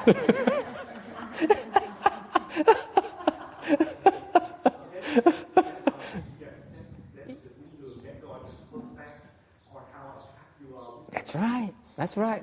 And it has to be bigger check every single time.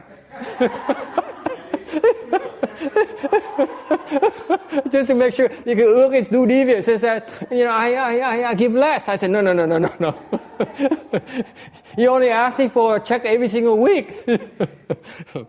A bigger check. Okay. We agree, có ai đồng ý không? You have a question? Yes. When you want something and you want to forget it and don't remember, Right. that's the time. Right. And That's why you give it away. You give it away. Yeah. You cannot put it in the drawer and say, okay, I don't want to think about you. You may not think about it, but you will get it later. You have to throw it out. Give it out. And this, the left home people have a Dharma. This is very interesting. You guys don't realize how beautiful the Buddha, how wise the Buddha is. Nói cái gì nghe. Đức Phật hay lắm. Cái pháp người xuất gia có một cái pháp như vậy, tương tự như vậy đó.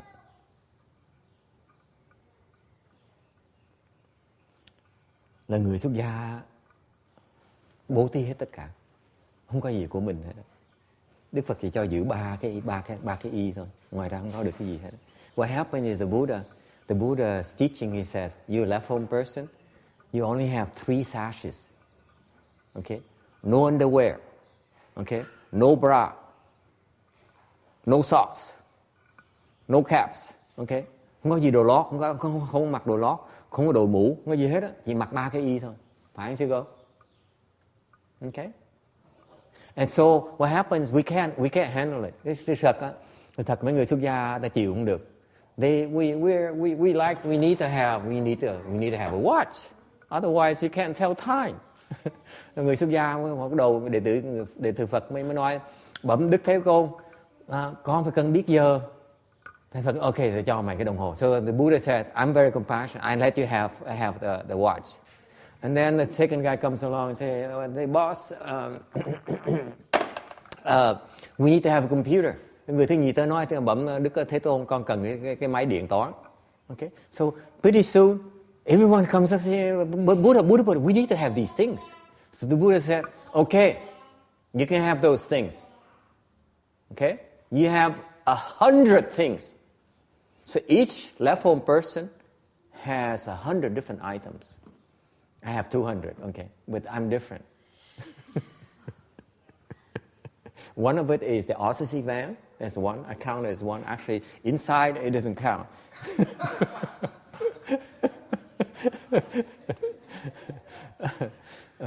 Thành ra Đức Phật mới nói, cuối cùng Đức Phật mới nói là tôi cho phép mỗi người có 100 cái đồ khác nhau. Nên tôi mới nói bởi vậy tôi có 100 cái đồ, mà thiệt ra tôi có 200-300 luôn. Tại sao vậy? Trong xe van tôi nó có 100 cái ở trong, tôi tính có là một thôi. Okay, we have our dharmas. Okay, the point here is that then the Buddha says you have these dharmas, you have these things you can possess, but you cannot own them. This is a beautiful thing about the Buddha. Phật hay dễ sợ. Phật mới nói là tụi bay tham đồ, thích có của, thành có quyền có được 100 cái đồ khác nhau. Thì đệ tử Phật mới nói là mày có của nhưng mà không có được giữ nó, không được phải là của mình. So we have the Dharma which says it's mine. Okay, so for example, Ước gives me this watch here and it says, and I go to another monk, say, Venerable monk, can I give you my watch? Okay, the monk says, okay, I take it. But you know what? I don't need your watch right now. Go ahead and use it for now. It's so beautiful. Thành ra sao có cái pháp hay sao? Ta cúng mình cái you want to translate that? 法师的意思就是说，所以佛很有慈悲心，就是让这个僧贤们可以拥有100样东西，但是他们就是可以有100样东西，但是不能是他们的。所以法师就是说，比如说给他那个手表，他可以去跟另外一个人说，我这个手表送给你，但是他说我现在不需要，你可以先用，这样子。就是所以你还是可以用那个手表。Thành ra cái pháp nó hay lắm, là Phật cho phép giữ 100 cái đồ vật khác nhau. Rồi xong rồi thành ra chẳng hạn như người ta cúng tôi cái đồng hồ, thì tới gặp một người tăng khác, tôi nói là bẩm thầy cho con cúng dường thầy cái đồng hồ này. Thì người tăng kia mới nói được tôi nhận của thầy. Nhưng điều thầy biết không, tôi hiện giờ tôi không cần cái đồng hồ này nữa, thầy giữ đồng hồ để thầy xài đi. Tức mặc dù mình cúng như người ta, nhưng mình xài giống như của mình vậy. So what happens? The Buddha Dharma is so clever. He says, even though I give it away, but actually it's still mine. So I have his watch and he has my watch, basically. Tại chuyện tức cười lắm. Người xuất gia làm trò cười khô hài lắm. Mình cầm đồng hồ tới mình cho ổng, rồi lấy cái đồng hồ ổng cho mình, rồi mình tự giữ đồng hồ lấy mà xài. So what's the difference? Khác nhau chỗ nào?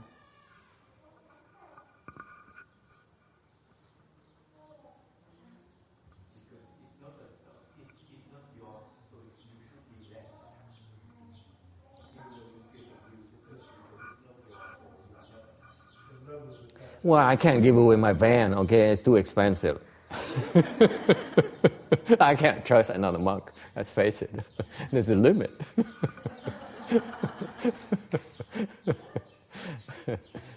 The point here is that the Dharma tries to tell you should not be attached to it. It's really not yours. Why are you so attached to it? Cái pháp nó hay lắm. Cho quý vị thấy rằng khi mình cho người ta, mình chỉ xài đồ của người ta, thì mình không cần chấp trước vào như vậy, tại vì của người khác mà. Okay? That's what the Buddha is trying to teach us. Don't be so attached to it. It's really not yours. It's nonsense. 所以法师说这个法门的意思 clever teaching. 意思就是告诉你说 because I cannot be a monk without a wristwatch. I cannot go to work without my Odyssey van. Okay? So the Buddha has no choice. This is how beautiful the wisdom is. It is so beautiful. Cái trí huệ Phật nó hay vậy sợ. Tại trí Phật tại mình chấp trước quá này, thành ra mình Phật mà nói mình không có đồ không được. Thành Phật nói là cứ cho người ta đi, giữ đó mà xài. Để mình nhắc lại, cái này không phải đồ của mình, đừng có chấp trước như vậy. Cái trí huệ nó hay không thể tưởng được. Go ahead and translate. 所以意思就是说，其实就是要告诉你说，这个东西其实根本就不是属于你的，所以你不需要这么的执着，因为你太执着于它，也就不合理这样子。Okay? And therefore, what happened is that at the same time, because we exchange watches, we don't worry about that. We still attached to the watch or not, because it's got sort of make believe. Okay? It is so clever. Think about it, and it gives us a chance to look at how attached we are to things. It is so beautiful. That Dharma is so beautiful. Nó giống như trò cười vậy. Thiệt ra cái pháp nó hay vậy sợ. Tại mình cho nhau, mình đổ chác đồ nhau mà. Mình dùng cái đồng hồ của ông mà ông dùng đồng hồ của mình mà. Thành ra cuối cùng mình thấy mình không cần phải chấp trước như vậy. Cho mình thấy cái sự chấp trước của mình. Okay? That's why I'm not paying a visit to my Dharma brother in Apple Valley, because he has a van that's too old. I'm not swapping vans. No way. His is 1987. Mine is 2011. Okay?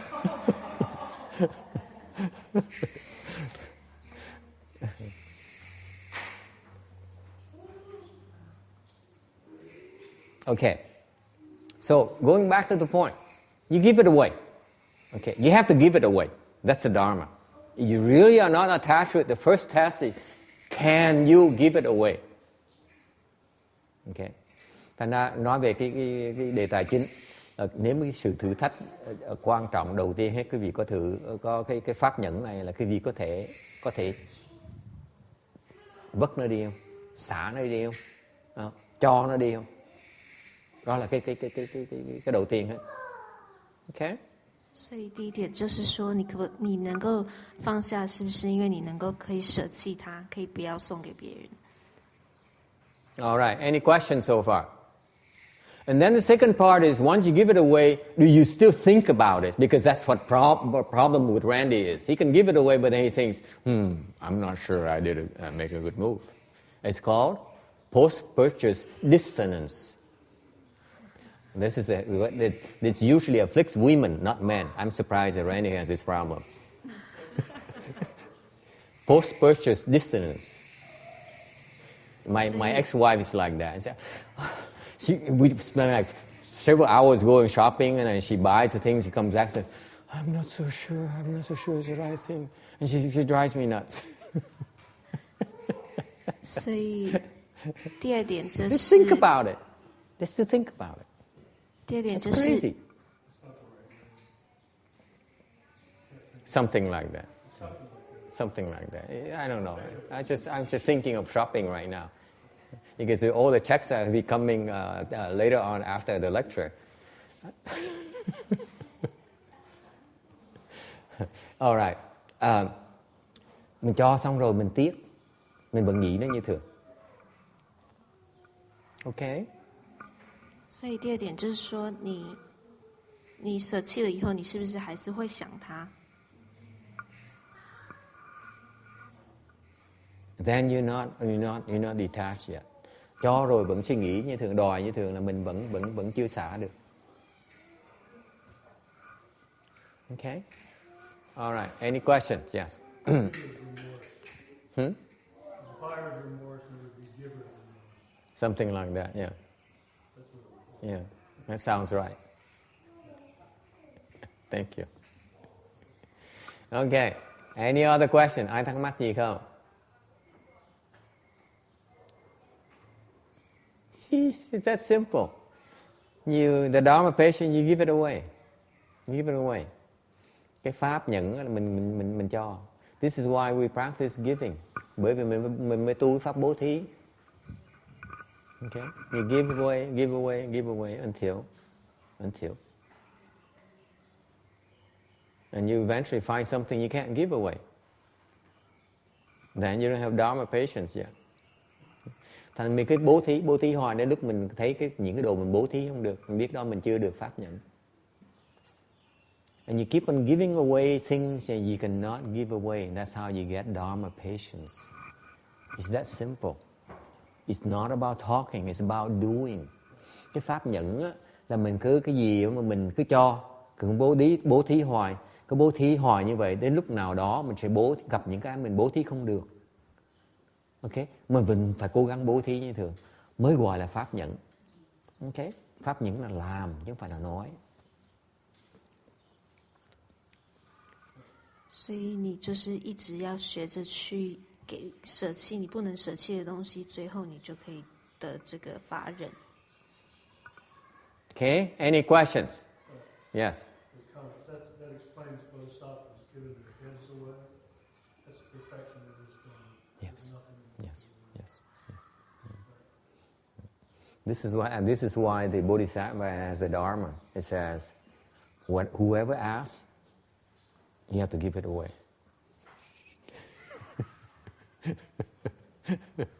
You have to give it away. That's the Bodhisattva Dharma. Ta không nói sao? Nói là cái pháp mà pháp Bồ Tát đạo á, là cho bố thí. Nghĩa là sao? Thì tôi nói có nghĩa là bố thí để mà thành tựu cái pháp nhẫn này đó. Đúng. Thiệt ra người Bồ Tát có cái pháp như vậy nè. Bất cứ người ta hỏi cái gì, ta xin gì phải cho hết. 所以法师说，菩萨有一个法门，就是只要有人问或求的话，你必须要给。Okay, any questions? Ai thắc mắc gì không?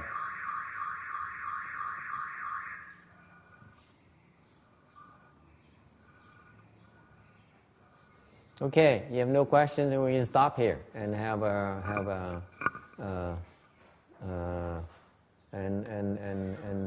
transference for rebirth. Mình không có ai thắc mắc thì mình sẽ hồi hướng công đức. And you come back next week, I tell you a story about thinking about what you give away. I don't have time to tell you right now. Tuần sau quý vị trở lại, tôi sẽ kể cái chuyện là cái chuyện cho xong rồi tiếc. We can trade stories.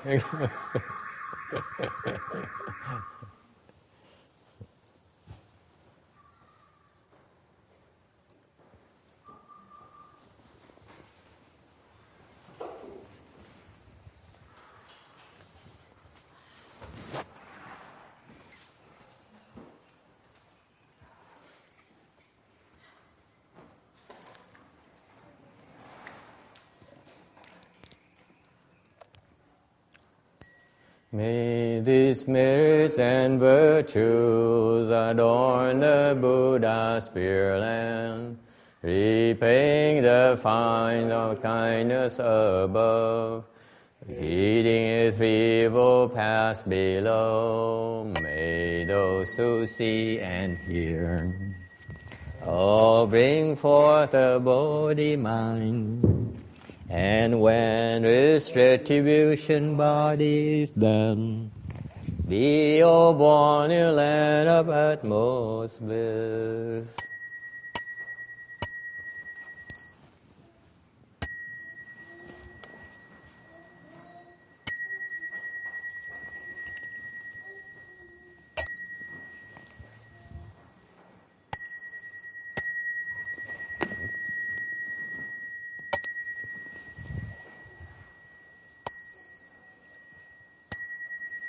Page 38, trang 38, Trình Phang Đào Sanchapaye.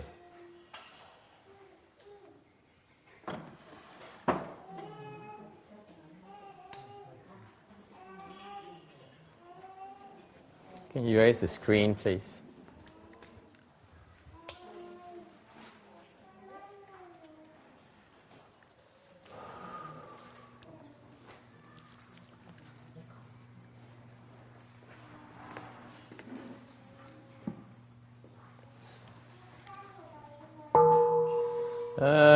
Vô chính nhân đi vô sa vô sa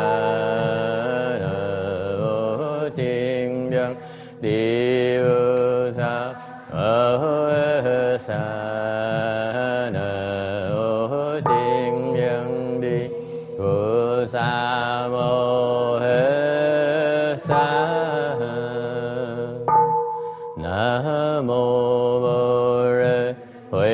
cha ho vu sa na o bo re ve cha ho vu sa na o bo re ve cha ho vu sa o re bo lo mi do sinh diên quán chư đại bồ tát chính giác bồ đề bồ lô mi đồ chư đạo chế vô yên chế cụ tự y chế cụ sơ lý chư sơ bố y công công bố y sơ sơ chi chư ông chi sơ sơ sơ giang sinh sư y vô rù sư sơ lý chư chư ba công giang bồ sân bồ miên bồ gạo bồ chính bồ chân bồ chính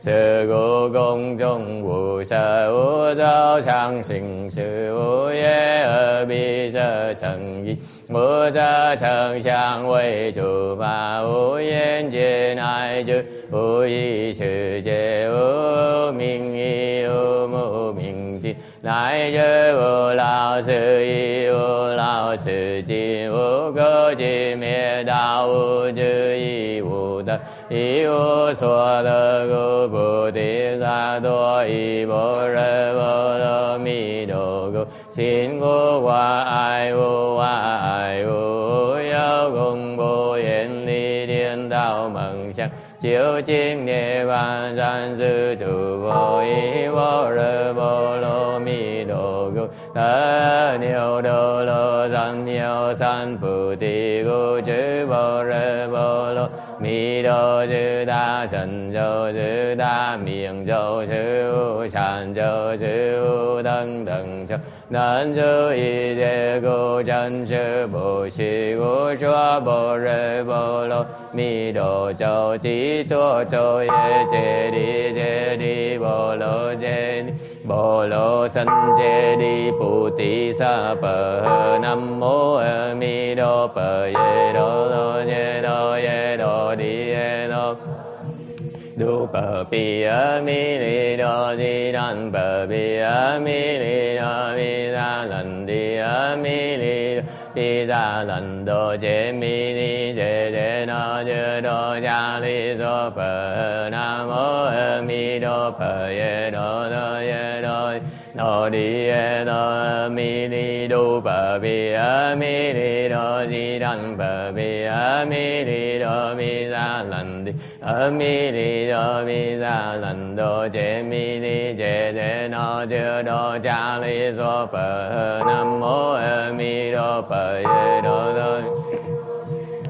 ye đô mi li du bờ bi a mi li đô di đan bờ bi a mi li đô mi ra lần đi a mi li đô mi ra lần đô chế mi li chế chư đô cha li so bờ nam mô sa wa đan đô ye đô a lơ chư đi an sa bồ la hồ nam mô sa wa đan đô ye đô wa lơ chư đi an sa bồ la hồ nam mô sa wa đan đô ye đô wa lơ chư đi an sa bồ la hồ nam mô du lô bơ ye đan đô ye đa chư tô an du